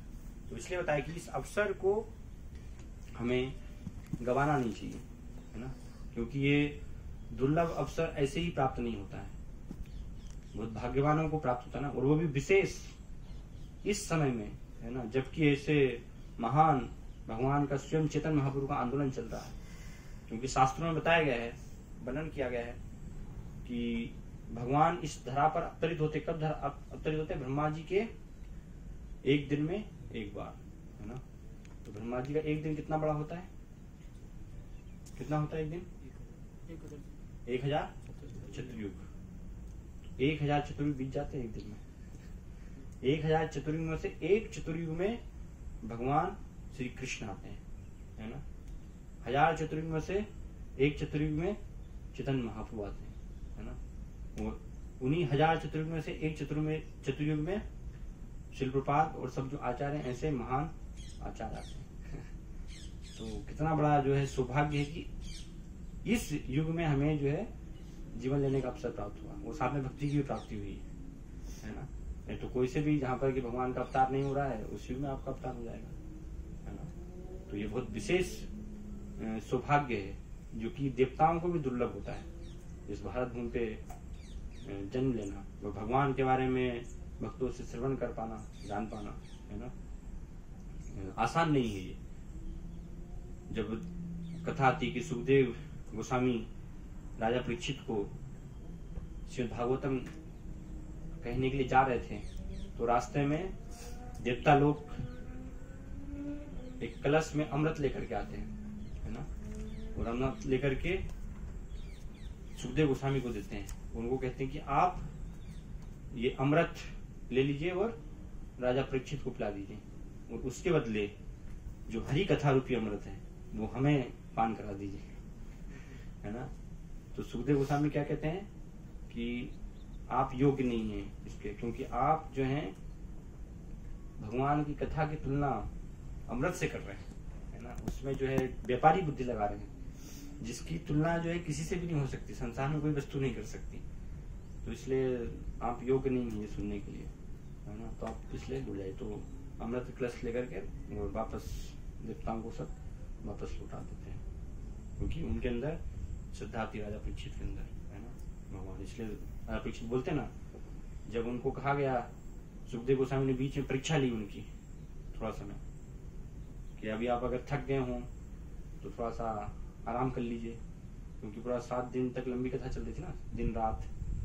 तो बीच में जब 3 दिन बीत गए तो फिर उन्होंने कहा कि आप आराम कर सकते हैं थोड़ा समय, है ना, परीक्षा लेने के लिए वास्तव में ये श्रवण कर रहे हैं कि नहीं कर रहे हैं, है ना। तो राजा परीक्षित क्या कहते हैं कि पिबंतम त्वम मुखान भोजम अच्युतम हरि कथामृतम, है ना, आपके मुख से हरि कथा अमृत का पान, तो उसको पान करने के कारण मुझे भूख प्यास सब चली गई है। तो इसलिए मुझे भूख प्यास की आवश्यकता नहीं। तो इसलिए आप तो निरंतर सुनाते रहिए, बोलते रहिए, है ना, बिना कुछ उसमें बाधा के, रुकावट के। तो इस प्रकार से हम जो है देख सकते हैं इसकी महिमा को। तो इसलिए बताया कि भक्ति का प्रवेश होना कोई आसान नहीं है, बहुत महान भाग्यवान जीवों को भक्ति में प्रवेश मिलता है। इसलिए भगवान बताएं कि ऐसे ज्ञानियों से भी मैं उस पर विशेष कृपा करता हूँ, वो मुझे विशेष प्रिय, जिसने की भक्ति को ग्रहण कर लिया है। और उसमें भी कौन है फिर, यहाँ पर आगे बता रहा है, जिसमें भगवान श्री कृष्ण का शुद्ध प्रेम वास्तव में प्राप्त हो गया है। वैसे भक्ति में प्रवेश करने वालों में भी जिसने शुद्ध प्रेम प्राप्त कर लिया है वो क्या है, और भी श्रेष्ठ है। तो उसके बारे में प्रपात यहाँ पर वर्णन कर रहे हैं, तात्पर्य में आप पढ़ेंगे तो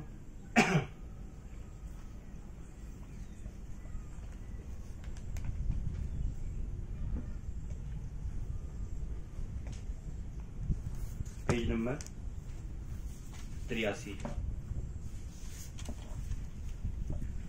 जब ज्ञानी भक्ति में सेवा में संलग्न होता है तो वह सामान्य ज्ञानी की तुलना में शीघ्र श्रेष्ठ बन जाता है। ऐसा सम्मत व्यक्ति ज्ञान भक्ति परम कहलाता है। ज्ञानी जिस तरह भक्ति में सेवा ग्रहण करता है उसका उल्लेख श्रीमद् भगवद गीता में हुआ है, जिसमें भगवान श्री कृष्ण कहते बहुनाम जन्मनाम अंते ज्ञानवान माम प्रपद्यते वासुदेव शर्मति स महात्मा सुदुर्लभ।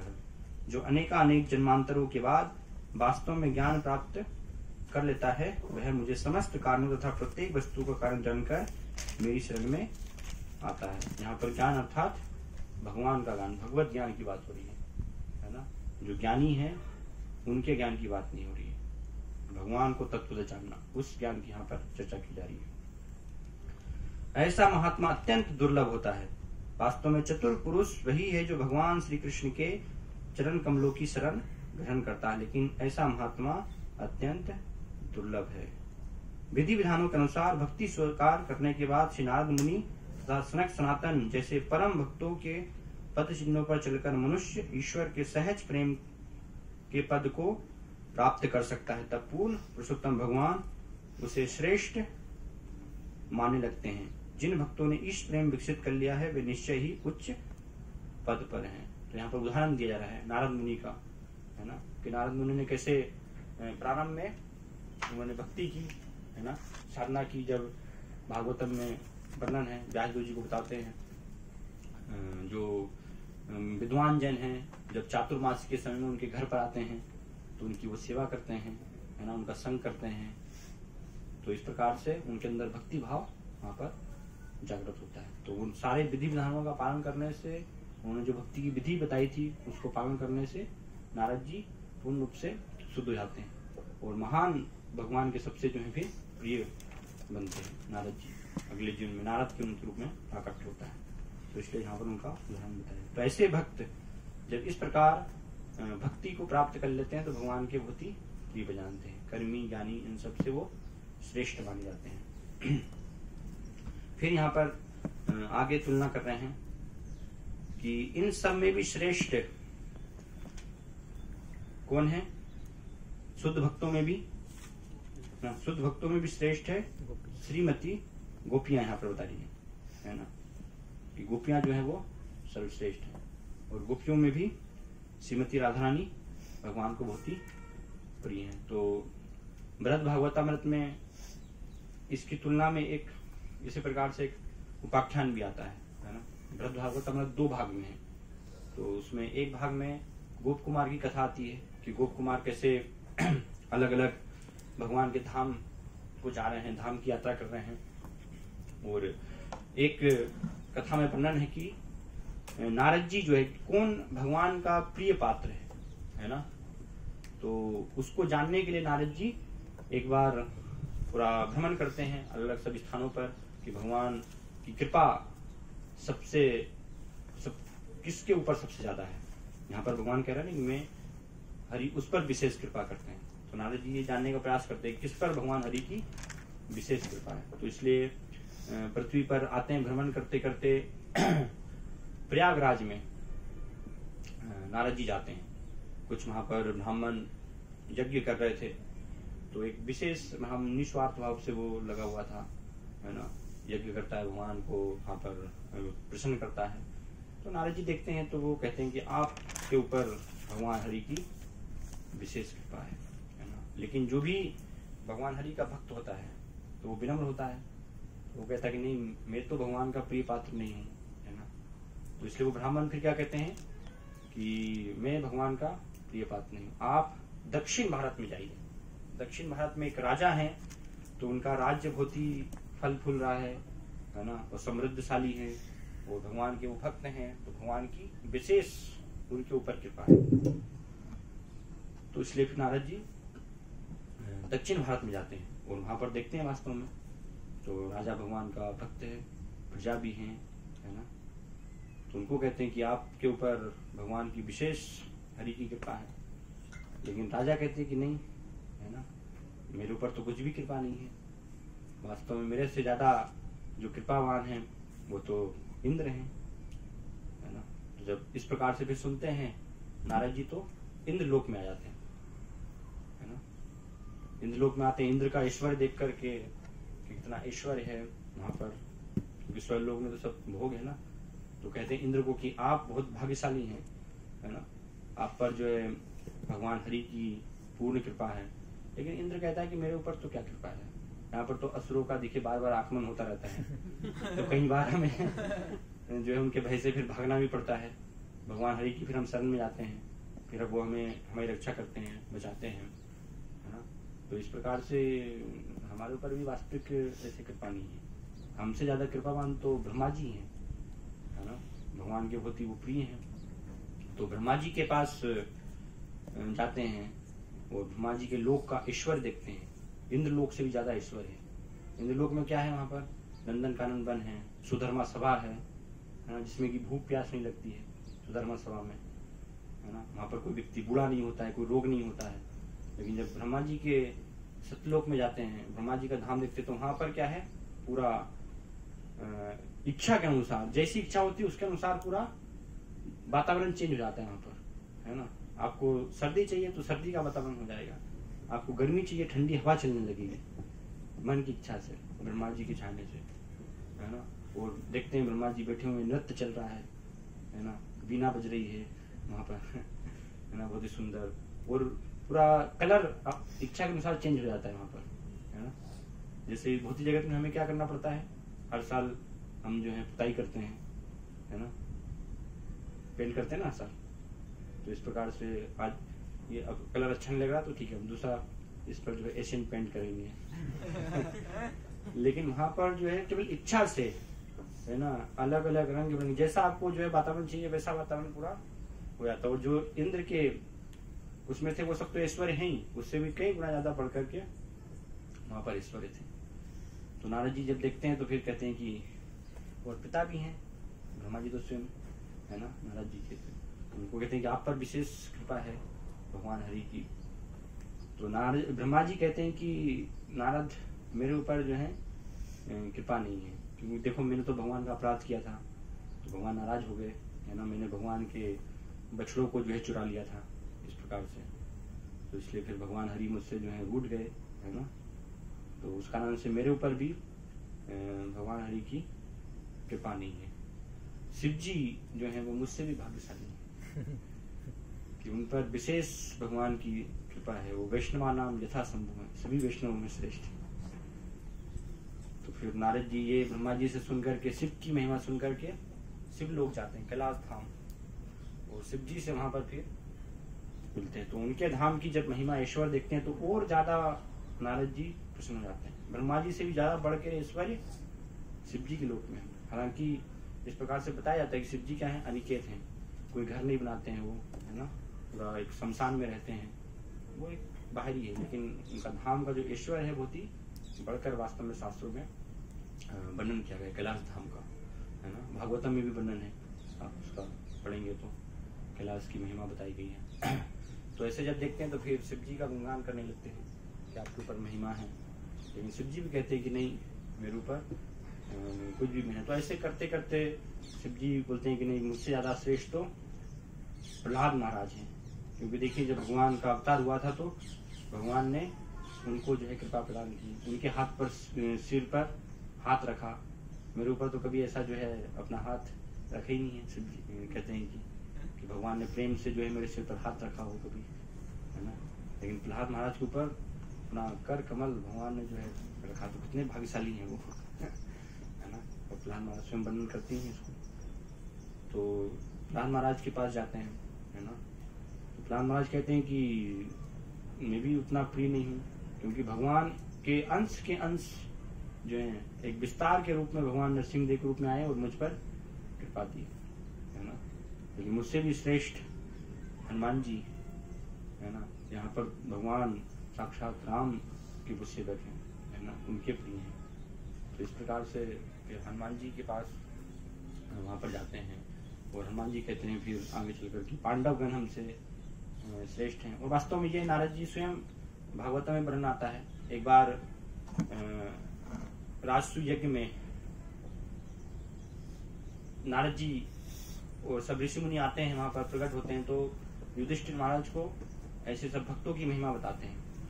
तो ये सुन करके थोड़ा युधिष्ठिर महाराज हैं अपने आप को हतोत्साहित की, कितने ये सब महान है ना भक्त। जब प्रहलाद महाराज की घटना का वर्णन होता है तो ऐसा, तो उसको जो है नारद जी कहीं ना कहीं वो जान लेते हैं किस प्रकार से वो एक निरुत्साहित अनुभव कर रहे हैं। तो फिर उत्साह उनको प्रदान करने के लिए बताते हैं कि भगवान ने अपने अवतार के रूप में जो है इन पर तो कृपा की, लेकिन आपके यहाँ तो साक्षात भगवान जो है कृष्ण है ना, आपके मित्र के रूप में है और आपके साथ जो है वो लीलाएं कर रहे हैं, आपके सारथी बने हैं अर्जुन के, है ना, आपके साथ खेल रहे हैं। तो ये आपका साधारण सौभाग्य नहीं है। आप ऐसा मत समझिए कि आपका सौभाग्य जो है कम है। तो इस प्रकार से पांडवों के स्तर का वहां पर वर्णन होता है। लेकिन पांडवगण कहते हैं कि हमसे भी श्रेष्ठ हैं द्वारिका वासी, क्योंकि हमेशा भगवान का उनको संग प्राप्त है ना। भगवान तो कभी कभी हमारे साथ है यहाँ पर, लेकिन द्वारिका वासी और भी जो है श्रेष्ठ है। तो इस प्रकार से नारद जी फिर द्वारिका वासी वहां पर जो है उनको प्रसन्नता देखते हैं। लेकिन वो सब कहते हैं कि हमसे भी श्रेष्ठ उद्धव जी, है ना। उद्धव जी की महिमा और भी है।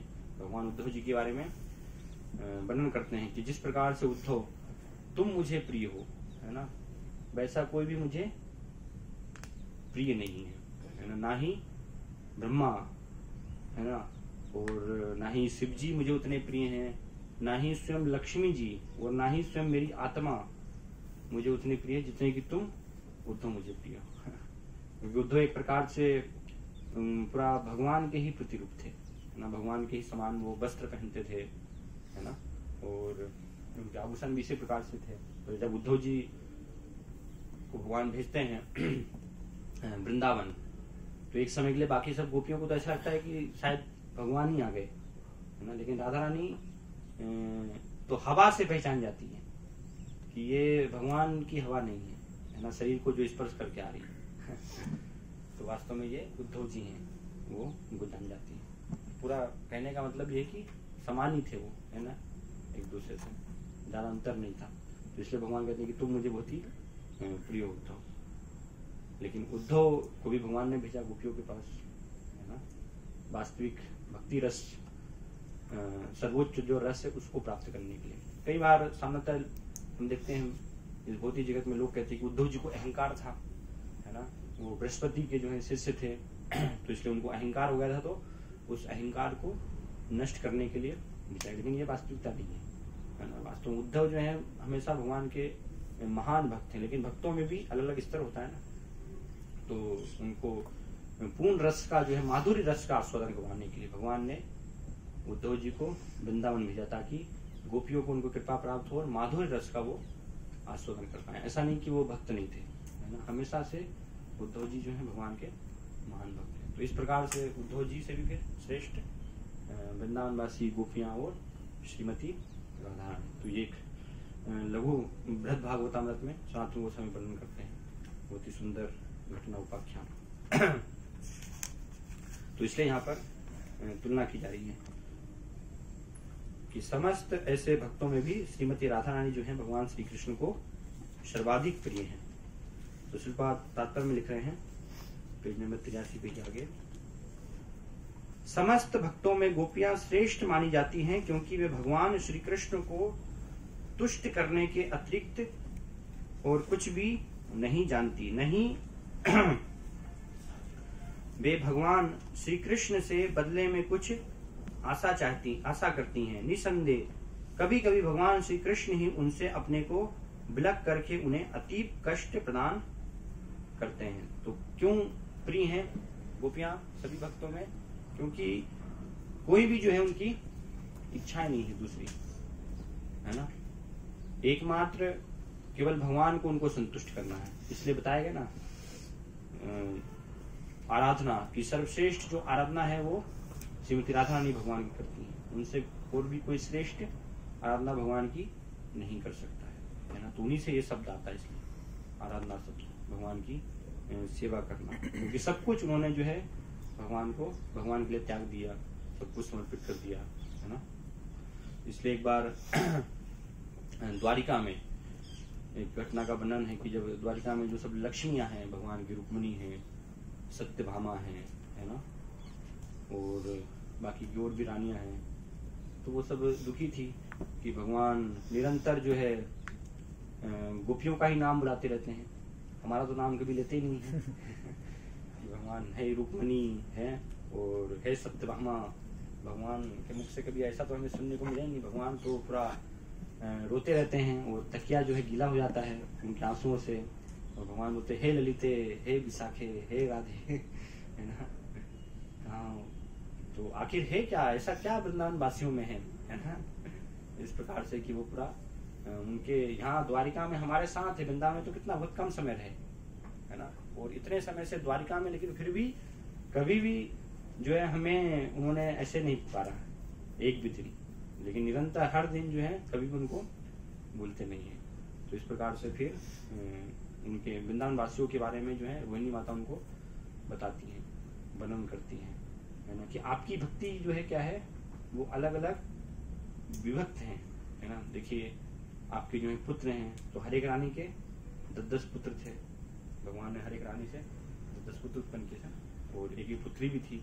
तो आपका प्रेम क्या है, भगवान में है, पुत्रों में है, और इस प्रकार से सब में विभक्त है। लेकिन जो गोपियों का प्रेम है वो क्या है, कहीं भी विभक्त नहीं है। उनका केवल पूर्ण समर्पण जो है भगवान को ही है ना। तो इसलिए भगवान सर्वश्रेष्ठ उनको अपना प्रिय मानते हैं। तो इस प्रकार से वो वर्णन करते हैं वहां पर। निसंदेह कभी कभी भगवान श्री कृष्ण ही उनसे अपने को विलग करके उन्हें अतीब कष्ट प्रदान करते हैं। तो कष्ट में भी गोपियां जो है आनंद का उनको अनुभव होता है। फिर भी वे भगवान श्री कृष्ण को भूल नहीं सकती। जब भगवान श्री कृष्ण वृंदावन से मथुरा चले गए तो गोपियां अत्यधिक निराश हो गईं और उन्होंने अपना शेष जीवन केवल भगवान श्री कृष्ण के वियोग में रो रो कर बिता दिया। इसका अर्थ यह हुआ कि एक तरह से वे वास्तव में भगवान श्री कृष्ण से विलग कभी नहीं हुई। भगवान श्री कृष्ण का चिंतन करने तथा उन संग रहने में कोई अंतर नहीं है। तो श्रीपाद यहाँ पर जो है बहुत महत्वपूर्ण एक सिद्धांत को समझा रहे हैं कि एक बाहरी रूप से हमें ऐसा लगता है कि भगवान गोपियों को छोड़ करके चले गए, है ना। वृंदावन से भगवान जब द्वारिका आ गए तो वहां पर नहीं थे, तो गोपियों को सब विरह था, वियोग था, है ना, उनको कष्ट था। लेकिन यहाँ पर क्या बताया जा रहा है कि अगर निरंतर भगवान का श्रवण कीर्तन हो रहा है ना, भगवान का अगर चिंतन है, तो वास्तव में फिर भगवान वहां पर उपस्थित है हमेशा। और शास्त्रों में बताया भी गया है, वर्णन किया गया है, वृंदावनम पदमेकम निगच्छति। ये भगवान कभी भी वृंदावन को त्याग करके एक पग भी बाहर नहीं जाते। भगवान हमेशा वृंदावन में ही रहते हैं। तो फिर इसको कैसे समझ सकते हैं कि भगवान जो है वृंदावन से चले गए, है ना, और गोपियों को जो है विरह हो रहा है। तो ये बहुत अति उच्च स्तर वास्तव में बताया गया है ना। इसको भक्ति शरण महाराज बताते हैं आगे वर्णना, विप्रलम्ब सेवा, अर्थात वियोग में जो है सेवा। इसको कहते हैं माधुर्य कातर विरह भाव। भक्ति शरण महाराज वर्णन करते थे माधुर्य कातर विरह भाव, अर्थात विरह में सेवा। इसलिए भक्ति शरण महाराज क्या कहते हैं कि हम कृष्ण की उस समय सेवा नहीं करना चाहते जबकि वो वृंदावन में गोपियों के साथ उपस्थित है ना। हम उस समय सेवा करना चाहते हैं जब कृष्ण वृंदावन से चले गए हैं और गोपियां दुखी हैं, क्योंकि हम गोपियों के अनुयायी है ना। चैतन्य महाप्रभु ने वर्णन किया ना, गोपीर भर्तु पद कमलयोर दास दासानुदास। तो ये हमारी वास्तव में पहचान है कि हम ब्राह्मण नहीं है, क्षत्रिय नहीं है, ब्रह्मचारी नहीं है, सन्यासी नहीं है, कुछ भी नहीं है। ये हमारी वास्तविक पहचान है कि जब भगवान वृंदावन छोड़ करके चले गए हैं तब उनकी सेवा करनी है हमें, है ना। तो इसको कहते हैं माधुर्य कातर विरह भाव, अति उच्च स्तर ये बताया गया है। तो इसलिए आप देखिए जब फिर कई वर्षों के बाद भगवान जब कुरुक्षेत्र आते हैं और कुरुक्षेत्र में फिर सब गोपियां भी जाती हैं, वहां पर मिलन होता है, तो वो विशेष स्थल बताया गया कि सब गोपियां भगवान को लेकर के फिर वृंदावन आना चाहती है। तो भक्तिविनोद ठाकुर कुरुक्षेत्र में जो है एक अपना स्थान बनाना चाहते थे वहां पर कि ऐसे स्थल में राधा कृष्ण की सेवा की जा सके, है ना, क्योंकि वो ये विरह भाव को जो है विप्रलम्ब सेवा को दिखा रहा है। तो भगवान जगन्नाथ जी की जो लीला है पूरी वो इसी को प्रकट करती है ना। भगवान जगन्नाथ है, विप्रलम्ब सेवा, वहां पर भी भाव वही है ना।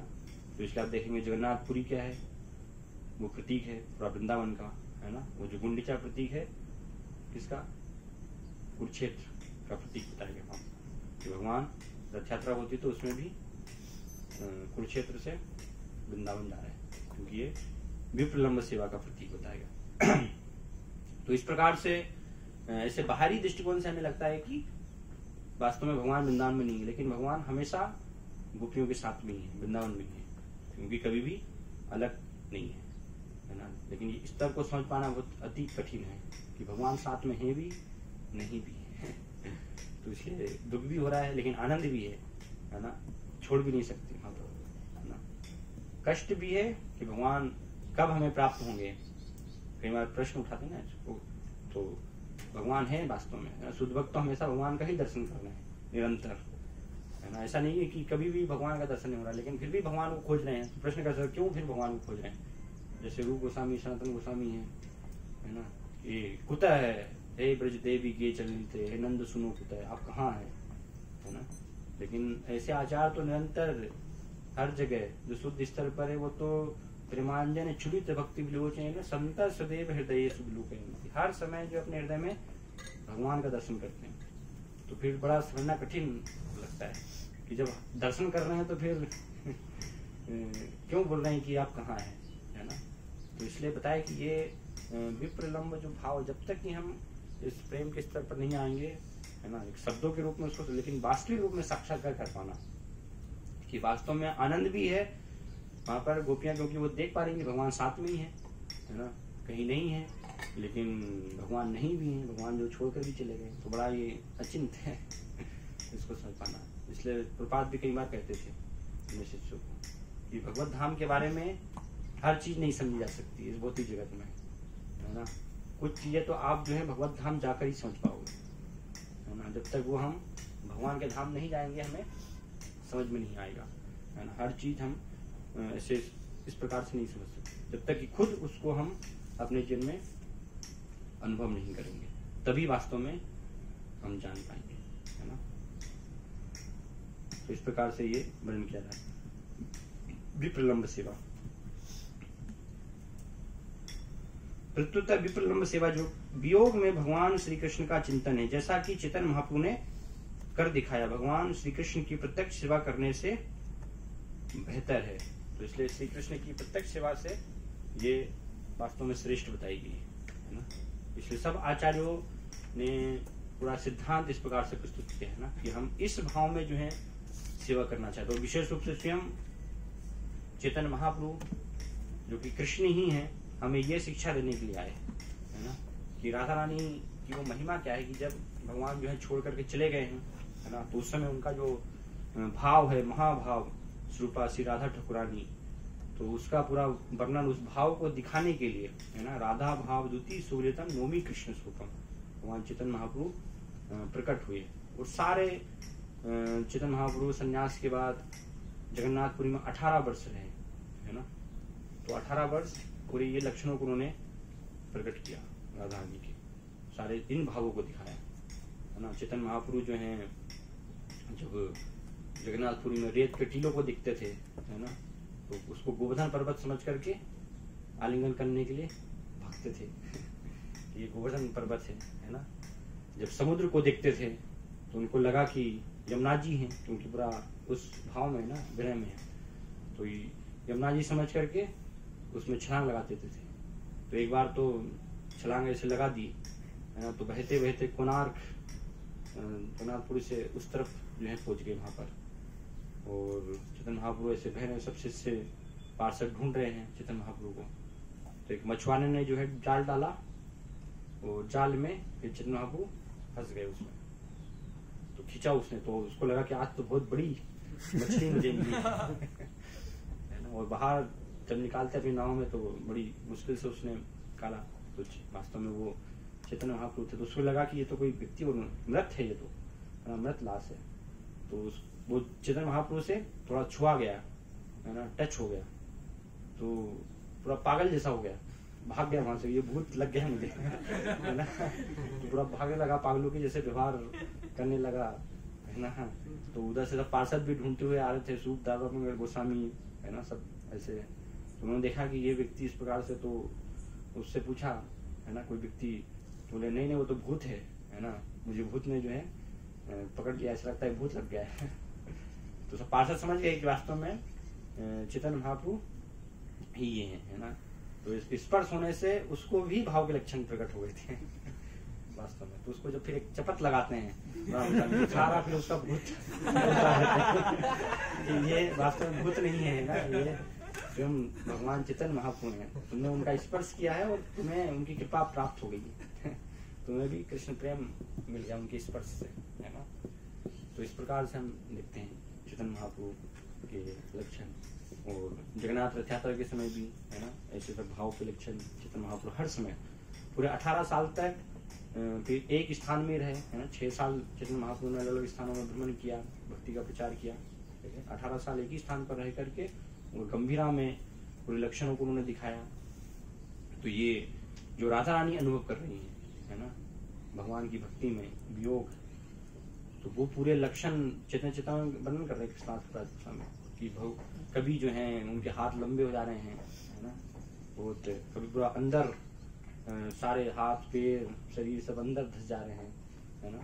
ये समझ पाना बहुत कठिन है हमारे लिए क्योंकि सब उच्च स्तर है ऐसे भाव के लक्षण, है ना। और आंखों से अश्रुधारा कैसे बह रही है, बिल्कुल बौछार है ना, बौछार जैसे चल रही है। तो इस प्रकार से ऐसा नहीं कि बस 2-4 आंसू जो है टपक गए वहां पर, है ना, ऐसे सामने से बौछार निकल जैसे कि बाढ़ आए पूरी नदी की। तो इस प्रकार से पूरा चेतन चेतावन में लक्षणों को, उनके भावों का वर्णन किया गया है। तो इस प्रकार की सेवा करना चाहते हैं ना, ऐसी अवस्था में यहाँ पर वर्णन आ रहा है कि हम भगवान की सेवा करना चाहते हैं। वो सेवा वास्तव में बेहतर है, श्रेष्ठ, उसको बताया गया है।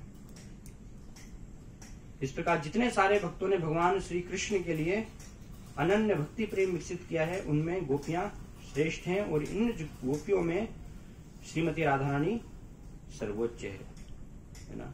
श्रीमती राधा रानी की भक्ति से कोई भी आगे नहीं बढ़ सकता। तो उनकी भक्ति जो है वो सर्वश्रेष्ठ है, इसलिए कोई साधारण स्तर नहीं है ना, इनको समझना। इसलिए प्रपात हमेशा सतर्क रहते थे, ज्यादा राधा कृष्ण की सब लीलाएं हैं वो चर्चा नहीं करते थे, क्योंकि बाहर समाज में लोग ये सब स्तर को समझना बड़ा कठिन है ना। इतना उच्च स्तर यहाँ पर है, हम सब भक्ति के अंगों को पालन करते करते इस स्तर पर आएंगे, तब जाकर के समझना संभव हो सकता है कि वास्तव में राधा रानी की महिमा क्या है ना। भगवान के लिए भी जानना कठिन है। भगवान को क्या कहा गया है भागवतम में, विज्ञ, है ना। प्रथम श्लोक में ही बनना आता है ना, क्या है प्रथम श्लोक भागवतम का,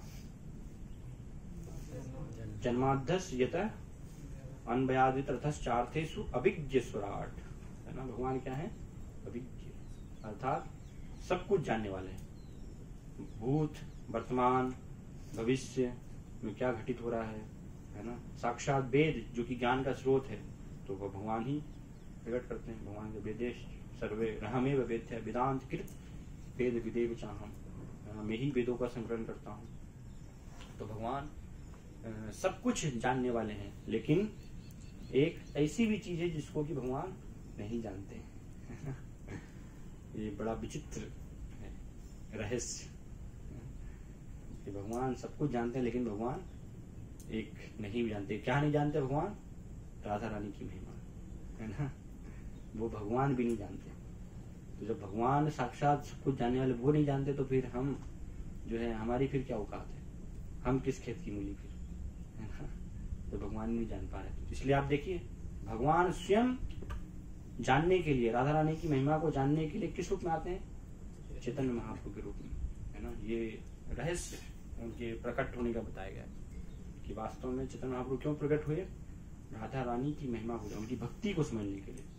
इसलिए अपनी आचरी प्रभु जीवे रस सिखा रहे, अपने आचरण से चैतन्य महाप्रभु सिखा रहे हैं भक्ति करना, कि कैसे वास्तव में ये सर्वश्रेष्ठ स्तर की भक्ति जो है की जाती है। राधा रानी की महिमा क्या है। और ऐसा नहीं कि चैतन्य महाप्रभु एक अवतार में आए तो उन्होंने जान लिया सब कुछ, है ना। क्योंकि क्या है, ये उच्च स्तर पर, दिव्य स्तर पर जो सेवा की भावना है वो निरंतर बढ़ती रहती है ना। प्रेम हमेशा बढ़ता रहता है। भक्ति सीमित नहीं है कि बस एक अवस्था है भक्ति में, हमें बस इस अवस्था तक पहुंचना है, इसके बाद हमें और कुछ भक्ति में जानने की आवश्यकता नहीं। भक्ति का स्तर निरंतर बढ़ता रहता है। तो ऐसा अंत कभी भी नहीं आएगा कि बस आपने अब सर्वश्रेष्ठ रूप से भक्ति कर लिया, आपको इसके आगे और कुछ करने की आवश्यकता नहीं। वो स्तर कभी, क्योंकि वो अनंत, उसकी कोई सीमा नहीं है ना। जितने भी आप भक्ति में आगे बढ़ना चाहे तो इसलिए शुद्ध भक्तों में अलग स्तर है, वहां पर भी वर्णन आता है ना। सभी शुद्ध भक्त हैं, लेकिन अलग वो रस विचार से अलग भक्ति के स्तर पर है। कोई शांत रस में है, कोई दास्य रस में है, कोई सख रस में है, कोई माधुर रस में, वात्सल रस में, है ना। ऐसे सब अलग अलग स्तर का वर्णन किया गया है, लेकिन इस स्तर तक कोई भी नहीं पहुंच पाता, है ना। ये स्तर सर्वोच्च जो यहाँ पर बताएगा महाभाव, इसलिए इसको क्या कहा गया, महाभाव, है ना। साक्षात जो है ये प्रेम की प्रतिमूर्ति है श्रीमती राधा रानी। तो भगवान का जो सर्वोच्च प्रेम है, अगर उसकी मूर्ति बनाए तो वो श्रीमती राधा रानी के रूप में प्रकट होता है। इसलिए चैतन्य महाप्रभु भी आते हैं और एक अवतार में जान नहीं पाते सब कुछ, क्योंकि क्या होता है, एक अवतार में कुछ जानने का प्रयास करते हैं तो उतने समय में और ज्यादा जो है उनकी भावना प्रेम बढ़ जाता है, और तो फिर उनको अनुभव होता है कि ये तो अधूरा रहेगा, फिर आते हैं। ऐसा ये चलता रहता है इस प्रकार से बार बार। इसलिए आप देखिए भगवान के कितने गुण हैं। भगवान सभी को अपने 64 गुणों से आकर्षित करते हैं, है ना। इस जगत हर व्यक्ति जो है भगवान से आकर्षित होता है, लेकिन भगवान को भी आकर्षित करने वाली कौन है, मदन मोहन मोहिनी श्रीमती राधा रानी। उनके अंदर गुण कितने हैं, 25 गुण। वास्तव में अनंत गुण है, जैसे भगवान में अनंत गुण है उसी प्रकार से श्रीमती राधा रानी में भी अनंत गुण है, लेकिन केवल अपने 25 गुणों से भगवान को अपने बस में करके रखती है। तो हम विचार कर सकते हैं ना कितने महान उनके जो है गुण होंगे, और वो गुण निरंतर बढ़ते रहते हैं, उनमें बढ़ोतरी होती रहती है ना। ऐसा कभी भी नहीं आएगा कि बस एक ये पूर्णता हो गई, अब हमने जान लिया है ना। तो इस प्रकार की स्थिति है। क्यों, और वास्तव में उनकी स्थिति क्या है, वास्तविकता तो जो ये जो है ना, स्वयं भगवान से अभिन्न है, वो कोई अंतर नहीं है उनमें, है ना। कृष्ण और राधा एक प्रकार से एक ही हैं, ऐसा नहीं कि राधा अलग है कृष्ण अलग है, दोनों एक ही हैं। इसलिए बताया कृष्णदास विराज गोस्वामी बताते हैं चैतन्य चेतावनी में, राधा पूर्ण शक्ति कृष्ण पूर्ण शक्तिमान, ये दुई भेद नाही यही शास्त्र प्रमाण। कि राधा रानी जो है वो क्या है, राधा पूर्ण शक्ति, भगवान की जो है पूर्ण शक्ति, कृष्ण पूर्ण शक्तिमान, यही दुई वस्तु भेद नाही यही शास्त्र प्रमाण। ये सभी शास्त्रों का प्रमाण, दोनों में कोई भेद नहीं है ना। इसलिए कविराज गोस्वामी लिखते हैं, वर्णन करते हैं, एकात्माना बपि भूमि पुरा देह भेदम गतौ, तो कि जो राधा कृष्ण की लीला है, राधा कृष्ण प्रणय विकृति आह्लादनी शक्ति रस्मात, है ना। क्योंकि जो प्रणय लीला है वो क्या है, भगवान की आह्लादनी शक्ति की विस्तार है। तो आह्लादनी शक्ति कौन है, ये स्वयं श्रीमती राधा रानी। आध्यात्मिक जगत जिस प्रकार से की अलग अलग शक्तियां बताई गई भगवान की, 3 शक्तियां सामान्यतः, है ना, संधिनी, संवित और आह्लादिनी। तो संवित शक्ति से भगवान का जो ज्ञान तत्व है ना, वो तत्व एक प्रकार से प्रकट होता है। और संधिनी शक्ति क्या है, संधिनी शक्ति के माध्यम से जो भी भगवान के धाम में उनका धाम है, उनके रहने के लिए पादुकाएं, बिस्तर, है ना, वो सब जो है संधिनी शक्ति का विस्तार है एक प्रकार से, है ना। और आह्लादनी शक्ति के माध्यम से आनंद, भगवान का जो है आनंद का विस्तार होता है। तो एक ही शक्ति है ना, लेकिन उसके अलग अलग इस प्रकार से विभाजन किए गए। तो एक शक्ति पूर्ण रूप से श्रीमती राधा रानी है। जैसे कस्तूरी और मृग, है ना, तो उससे जो उसकी सुगंध है कभी भी अलग नहीं हो सकती है ना। दोनों एक दूसरे के बिना किसी का भी कोई भी महत्व नहीं है। जैसे सूर्य है और सूर्य का प्रकाश है, तो एक दूसरे के बिना कोई महत्व नहीं है। जब प्रकाश नहीं है तो फिर सूर्य का क्या महत्व है, और सूर्य है प्रकाश नहीं है, तो दोनों के बिना कोई भी महत्व नहीं होगा। अग्नि है, ताप है ना। तो इसी प्रकार से दोनों एक दूसरे से जुड़े हुए। तो ऐसे ही राधा कृष्ण है ना, एक के बिना दूसरा अपूर्ण है, दोनों हमेशा साथ में ही है ना। और गौड़ी वैष्णव परंपरा में जो आचार्यों ने हमें सिद्धांत दिया, वो तो क्या सिद्धांत है, राधा बिना कृष्ण ना ही मानी। भक्तों ठाकुर कहते हैं कि मैं राधा के बिना जो है कृष्ण को नहीं मानता हूँ, है ना। और जो राधा के बिना अगर कोई पूजा करना चाहता है तो, है ना, राधा बिना यही पूजा, इससे ही अज्ञानी, वो क्या है, अज्ञानी है। जो कृष्ण की पूजा कर रहा है राधा रानी के बिना। उनकी पूजा उनके बिना नहीं हो सकती, संभव ही नहीं है ना। राधा अनादर कर यही बड़ा अभिमानी, तो वो बहुत बड़ा वास्तव में अभिमानी है। तो साथ में उनकी शक्ति शक्तिमान हमेशा जो है साथ में सेवा होती है, तो अलग नहीं ये हमें। लेकिन भगवान ने लीला विलास करने के लिए, भगवान जो है अपनी लीला के आनंद के विस्तार के लिए, राधा कृष्ण एक ही हैं, एक ही आत्मा है ना। एक आत्मा है, तो एक आत्मा ही दो शरीरों में भगवान अपने आप को विभक्त कर लेते हैं। एक कृष्ण हो जाते हैं, एक राधा हो जाती है, एक पुरुष के रूप में, एक स्त्री के रूप में लीला आनंद के लिए। लेकिन है आत्मा एक ही, ऐसा नहीं कि आत्मा अलग अलग है ना। कृष्ण ही राधा है, राधा ही कृष्ण है। इसलिए सामान्य रूप से हम जब परम सत्य के बारे में बताते हैं, परम सत्य क्या है? एक है, एकले ईश्वर कृष्ण आर्य शब्द यारे यशे नचाए से तैसे करे नृत्य। एकमात्र जो परम ईश्वर है वो क्या है? कृष्ण है। उनके अनुसार सब कोई नृत्य कर रहे हैं, लेकिन उन परम ईश्वर को भी जो नृत्य करवाने वाली हैं वो है श्रीमती राधा रानी, है ना। परम ईश्वर जिनके इशारे पर सब कोई नृत्य कर रहे हैं, लेकिन वो ईश्वर भी नृत्य कर रहे हैं श्रीमती राधा रानी के इशारे पर। तो ये हम देख सकते हैं शास्त्रों में से इस प्रकार से वर्णन है। तो एक ही है, अलग नहीं है। राधा और कृष्ण दोनों में कोई भी किसी भी प्रकार से भिन्नता नहीं है ना। लेकिन लीला विलास के लिए दोनों जो है अलग अलग रूप वहाँ पर लेते हैं, है ना। राधा रानी जो उनकी सेवा करने का इस प्रकार से भगवान की प्रयास करती है, इसलिए सर्वश्रेष्ठ आराधिका उनको बताया गया है। तो इसलिए चेतन महाप्रभु बताते हैं कविराज गोस्वामी की वो जो अनेक समय से अलग थे, है ना, राधा और कृष्ण, तो वो अभी क्या हो गए हैं? एकात्माना भुवि पुरा देह भेदम गतो। तो जिनके जो है दो भेद थे, देह में अंतर थे, वो अभी क्या हो गए? एकात्माना, अभी एक हो गए, है ना। चेतन महाप्रभु में चेतन आख्याम प्रकट मधुना, तो चेतन महाप्रभु के रूप में वो अभी एक होकर के प्रकट हुए। इसलिए बताया गया ना, श्री कृष्ण चैतन्य राधा कृष्ण नहीं अन्य। तो चेतन महाप्रभु है वो कौन है? राधा कृष्ण से अलग नहीं है, अभिन्न है ना। अंतर वह कृष्ण बहिर्घोर है। इस प्रकार से उनके बारे में वर्णन किया गया कि उनके भाव को लेकर के वास्तव में चेतन महाप्रभु आते हैं भक्ति को जानने के लिए, है ना, समझने के लिए। क्योंकि भगवान जब उस स्वरूप में भगवान है कृष्ण, है ना, तो वो उसमें समझ नहीं पाते हैं कि वास्तव में भक्ति की महिमा क्या है। ये बहुत बड़ा आश्चर्य है ना। भगवान भी भक्ति की महिमा को नहीं समझ सकती, उसको जब तक अनुभव नहीं करेंगे, है ना। क्योंकि सब भक्तगण उनको सेवा कर रहे हैं, दान कर रहे हैं, है ना, भगवान सेवा स्वीकार कर रहे हैं। लेकिन भगवान देखते हैं कि मेरी जो है इतने भक्तों के द्वारा सेवा की जा रही है, और जितना आनंद मुझे मिल रहा है उससे भी बढ़कर आनंद जो है गोपियों को हो रहा है, और विशेष रूप से राधा रानी को सेवा करने में भगवान की, है ना। एक सेवक को जो है सेवा करने में भगवान से भी ज्यादा आनंद मिलता है।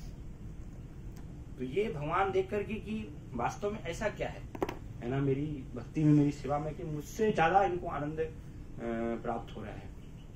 तो उसको अनुभव करने के लिए, उसको जानने के लिए फिर भगवान प्रकट होते हैं, खुद जो जानते हैं। इसलिए आप देखिए एक भगवान की वो लीला भी है, भागवतम में वर्णन आती है।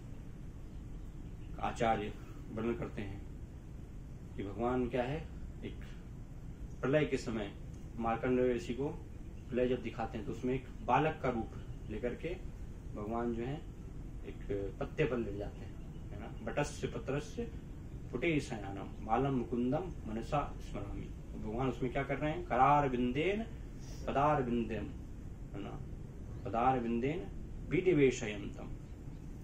तो अपने जो है कर कमलों से भगवान क्या करते हैं? अपने चरण कमलों को पकड़ करके अपने मुख कमल में डाल रहे हैं है ना। अर्थात भगवान क्या कर रहे हैं वहां पर? अपने चरणों का आस्वादन कर रहे हैं स्वयं, है ना, कि मेरे चरण कमल में कितना जो है अमृत है, कि मेरे भक्तगण जो है बिल्कुल जैसे जो मधुमक्खियां होती है ना, फूल से चिपकी रहती है समय, ऐसे मेरे भक्तगण जो है मेरे चरणों में लिपटे रहते हैं इनको प्राप्त करने की आकांक्षा। तो ऐसा आखिर है क्या? मैं भी तो जानूं तो भगवान अगर बड़े रूप में जानेंगे तो वो एक बड़ी शर्म की बात होगी ना। जैसे आप अगर जो है अपना मुख अंगूठा जो है पैर का चूसेंगे तो सब लोग देखेंगे क्या पागल व्यक्ति है, कैसा मूर्ख व्यक्ति है, इतना बड़ा होकर के। और लेकिन एक बच्चा जब वही करेगा तो फिर बच्चे तो सामने तक करते ही हैं, तो कोई भी उसको वो लीला मानेंगे ना और उसमें आनंद का अनुभव करेंगे। तो भगवान वास्तव में वो लीला दिखा के द्वारा इस प्रकार से वो आस्वादन कर रहे हैं स्वयं अपने जनों का। आखिर है क्या इसमें कि भक्तों को इतना आनंद मिलता है ना। तो ये हम देख सकते हैं कि भगवान को भी भक्ति का अनुभव करने के लिए धरा पर आना पड़ता है और तभी जाकर के फिर वो भक्ति को अनुभव कर पाते हैं ना। लेकिन पूर्ण रूप से राधा रानी की जो महिमा है तब भी पूर्ण रूप से उनकी भक्ति को नहीं जान पाती, क्योंकि वो बढ़ती रहती है निरंतर। तो ऐसे इस प्रकार से ये लीला पूरी चलती रहती है। राधा रानी हमेशा जो है भगवान से आगे ही रहती है अपने गुरुओं से हमेशा जो है उनको बस में करके रहती है ना।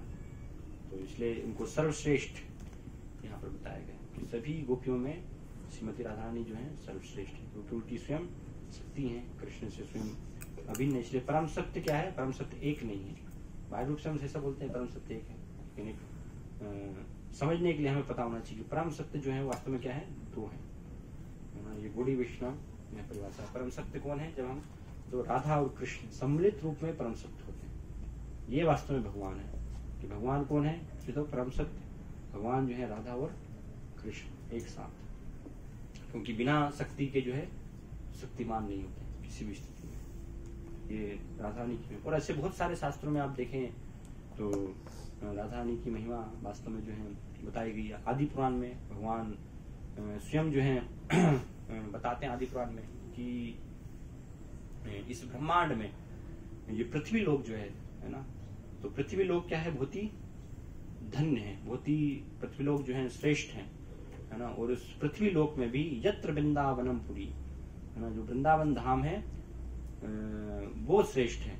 और वृंदावन में भी तत्र गोपिका मम, जो गोपियां हैं वो उससे भी वृंदावन में भी श्रेष्ठ हैं। और उसमें भी यथा राधा विधा मम है ना, उसमें भी जो श्रीमती राधा रानी है वो मुझे परम प्रिय सर्वश्रेष्ठ है। ये स्वयं भगवान कृष्ण जो है अर्जुन को वर्णन कर रहे हैं। और क्या कहते हैं भगवान है ना आदि पुराण में सत्यम सत्यम पुनः सत्यम है ना। भगवान कह रहे हैं कि ये सत्य है, ये सत्य, पुनः पुनः मैं कहता हूं कि ये सत्य है। सत्यम सत्यम पुनः पुनः ना, बार बार मैं कहता हूं कि ये सत्य है। तो सत्य आखिर है क्या है ना। भगवान कह रहे हैं कि ये सब सत्य है, बार बार मैं कह रहा हूं। तो भक्त पूछते हैं कि वास्तव में सत्य है क्या? तो फिर भगवान बताते हैं कि राधा रानी की कृपा के बिना है ना, बिना राधा प्रसादेन मत प्रसादो न लभ्यते है ना। भगवान कहते हैं कि बिना राधा प्रसादेन मत प्रसादो न लभ्यते, बिना राधा रानी की जो कृपा है मेरी कृपा प्राप्त नहीं हो सकती, वो संभव ही नहीं है ना। तो इसलिए चैतन्य महाप्रभु ने हमें क्या बताया है कि हमें कैसे भक्ति करनी है? गोपीर भर्तु पद कमलयो और दास दासम दास, उनका अनुसरण करते हुए। इसलिए चेतन चेतावन में एक जगह कृष्णदास राज गोस्वामी लिखते हैं कि जब तक हम गोपियों का अनुसरण नहीं करेंगे तब तक वो अनुसरण किए बिना, वो भक्ति किए बिना राधा कृष्ण को समझना कठिन है, कोई नहीं समझ सकता है ना उस स्तर पर। इसलिए तो रागानुगा भक्ति का इसके पूर्व के श्लोक में वर्णन किया गया। तो रागानुगा भक्ति विशेष तौर पर क्या है? जो वृंदावन वासी हैं, गोपियां हैं, उनका उनके पद चिन्हों पर चलना, उनका अनुसरण करना, उसमें भी श्रीमती राधा ने विशेष रूप से। तो इसलिए बहुत आवश्यक है उनकी कृपा को हमें प्राप्त करना।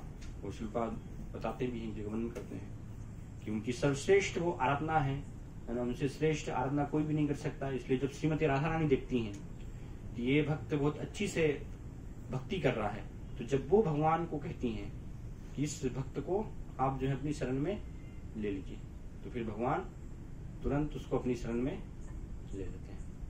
और राधा रानी जो है कहें है ना, तो कि ये भक्त जो है भक्ति का उसको समझो उतना आसान नहीं है। उसके लिए उनके पद चिन्हों पर चलना पड़ेगा, उनके जैसे हमें भक्ति करनी पड़ेगी है ना। उस प्रकार निस्वार्थ हमारी भावना होनी चाहिए है ना, जैसे कि गोपियों की भावना है, राधा रानी की भक्ति है, उनका पूरा अनन्य भाव है। तो सब जो आचार्य हैं वास्तव में रूप गोस्वामी है ना। वही भाव हमें प्रदान कर रहा है, क्योंकि ये सब क्या है, ये सब उनकी मंजरियां हैं, है ना। राधा रानी के सब जो सारे सब गोस्वामी हैं, उन्होंने ये पूरा भक्ति की प्रक्रिया हमें दे रहे हैं। और शिल प्रपाद हैं, भक्ति सिद्धांत महाराज हैं, भक्तिनोद ठाकुर, ये सब भी क्या है, ये सब भी वास्तव में आध्यात्मिक जगत में सब उनका मंजरियों का ही स्थान है ना। तो वो सारी शिक्षा वही हमें प्रदान कर रहे हैं। तो अगर ये शिक्षा को हम अच्छे से पालन करते हैं तो फिर हम जान पाएंगे, समझ पाएंगे ये महिमा को, है ना, राधा रानी की, राधा कृष्ण को प्राप्त कर पाएंगे। तो यहाँ पर प्रपात वर्णन कर रहे हैं, बता रहे हैं अंतिम में।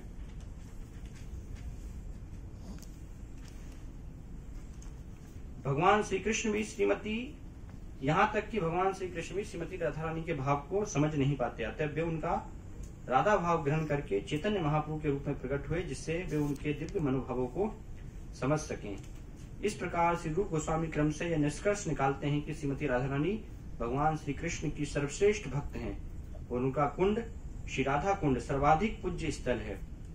इसकी पुष्टि लघु भागवतामृत उत्तराखंड के एक उद्धरण से होती है। तो जिस प्रकार से सनातन गोस्वामी बृहद भागवतामृत लिखते हैं, तो उसी प्रकार से रूप गोस्वामी ने विजय लघु भागवतामृत लिखा है, एक पुस्तक है ना। तो उसमें वर्णन यहाँ पर करते हैं। क्या वर्णन करते हैं? बहुत ही प्रसिद्ध ये श्लोक है, यथा राधा प्रिया विष्णु तस्या कुंडम प्रियम तथा सर्व गोपीषु सैवैका विष्णुर अत्यंत बल्लभा। कि जिस प्रकार श्रीमती राधा रानी भगवान श्री कृष्ण को प्रिय हैं, उसी प्रकार उनके स्नान का स्थान राधा कुंड भी उन्हें उतना ही प्रिय है। समस्त गोपियों में वे ही अकेले श्री भगवान की परम प्रिया के रूप में हैं। अतएव कृष्ण भाव में रुचि रखने वाले प्रत्येक व्यक्ति को अंततः राधा कुंड की शरण ग्रहण करनी चाहिए और वहां रहकर आजीवन भक्ति करनी चाहिए। श्री उपदेशामृत के 10वें श्लोक में श्री रूप गोस्वामी का यही निष्कर्ष है। तो इसका लेकिन इसका अर्थ हमें समझना चाहिए, है ना। शिलपाद इसकी जो है व्याख्या करते हैं तो समझते हैं, है ना, इसका आंतरिक भाव क्या है। तो ऐसा नहीं कि जहाँ पर प्रपात बताएं तो बस अब हम राधा कुंड पहुंच जाएं, हमें बस राधा कुंड में ही भक्ति करनी नहीं, है ना। उसका आंतरिक मर्म को हमें समझने का प्रयास करना है कि सब आचार जो है यहाँ पर क्या होता है, क्योंकि पहले हमें अपने आप को उस योग्य बनाना होगा, है ना। जब तक हम उस योग्य नहीं है तो उसको हम समझ नहीं पाएंगे, है ना। जैसे बताया गया ना कि एक बार अगर कोई शुद्ध नाम ले ले तो फिर उसको कृष्ण प्रेम प्राप्त हो जाता है। हमने तो कितनी बार ले लिया, तो फिर प्रेम तो प्राप्त हो ही नहीं अभी तक। तो इसलिए हमें आंतरिक अर्थ को समझना है कि वो शुद्ध नाम अर्थात वो पूरा उस स्तर पर, जब कोई शुद्ध स्तर पर लेता है तो उस स्तर पर बात होगी। तो यहाँ भी ऐसे भक्तों के लिए जो कि वास्तव में योग्य हैं, है ना, उनके लिए वर्णन किया जा रहा है कि वो उस स्थान में रहें। जब तक हम योग्य नहीं है, अनर्थ हैं हमारे हृदय में, तब तक हमें हम योग वास्तव में ऐसे स्थान की महिमा को समझ नहीं पाएंगे, इसलिए वहां रह ही नहीं पाएंगे हम नकल अगर करने का प्रयास करेंगे तो इसलिए हमें रूप गोस्वामी, रघुनाथ दास गोस्वामी ऐसे महान आचार्यों की नकल करने का प्रयास नहीं करना चाहिए, उनका हमें अनुगमन करना है। इसलिए शास्त्रों में अनुसरण और अनुकरण ये शब्द बताया गया था कि क्या होता है, उनके चरण चिन्हों पर अनुसरण करना और एक अनुकरण करना, कि जैसा उन्होंने किया वैसा ही हम करेंगे। तो अनुकरण नहीं करना है हमें किसी भी स्थिति में, है ना, उनका अनुसरण करना, उनके पद चिन्हों पर हमें चलने का प्रयास करना। तो उससे वास्तव में हमें फिर भक्ति की प्राप्ति होगी, हम इस स्तर को समझ पाएंगे, राधा कुंड की महिमा को समझ पाएंगे, राधा रानी की महिमा को समझ पाएंगे, क्योंकि दोनों अभिन्न है, कोई भी अंतर नहीं है। इसलिए भगवान यहाँ पर बताने की जिस प्रकार से राधा रानी मुझे प्रिय है, उसी प्रकार से उनका कुंड भी मुझे प्रिय है, क्योंकि राधा रानी और राधा कुंड में कोई भी अंतर नहीं है। तो इसलिए श्रीपाद ने मना किया है ना, कि उसमें हमें स्नान नहीं करना चाहिए, क्योंकि जो राधा कुंड है वो राधा रानी से अभिन्न है। जैसे गोवर्धन है ना, तो बहुत सारे लोग गोवर्धन पर्वत पर चढ़ते हैं, लेकिन भगवान ने कहा गोवर्धन पर्वत पूजनीय है क्योंकि कृष्ण से अभिन्न है, भक्त के रूप में भी है, लेकिन हमारे लिए क्या है, वो कृष्ण से अभिन्न है। तो इसलिए हम गोवर्धन पर्वत पर पैर नहीं रखते हैं, नहीं तो वो क्या हो जाएगा, अपराध हो जाएगा। तो इसी प्रकार से राधा कुंड राधा रानी से अभिन्न है, तो इसलिए उसको हमें सिर पर धारण करना है, जल को, है ना, उसमें पैर धोना, हाथ मुंह धोना, कुल्ला करना, स्नान करना, तैरना, डुबकी लगाना, है ना, एंजॉयमेंट करना। कई बार बहुत लोग ऐसे सब करते हैं, है ना, उनको ज्ञान नहीं होता है। तो इसलिए स्वामी ने साफ तक किया है कि ये चूंकि अभिन्न है तो वो अपराध करेंगे फिर हम, है ना। क्योंकि राधा रानी और राधा कुंड में कोई भी अंतर नहीं। तो कैसे हम जो है उनको पैर लगा सकते हैं, ना पैर टच कैसे कर सकते हैं, संभव ही नहीं है किसी भी स्थिति में। तो इसलिए भक्तों को सावधान रहना चाहिए कि हम उसमें स्नान नहीं करें, उसको अपने सिर पर वास्तव में धारण करें। तो इस प्रकार से यहाँ ये वर्णन किया रहा है। फिर 11वें श्लोक में और आगे राधा रानी की महिमा को और राधा की महिमा को वर्णन करेंगे। हरे कृष्णा। तो कोई अगर प्रश्न है आपके उसके संदर्भ में पूछ सकते हैं। ठीक है सर।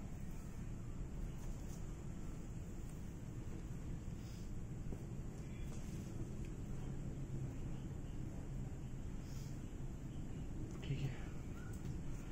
श्री उपदेशामृत की जय, श्री गोस्वामी पाद की जय, श्री प्रपाद की जय।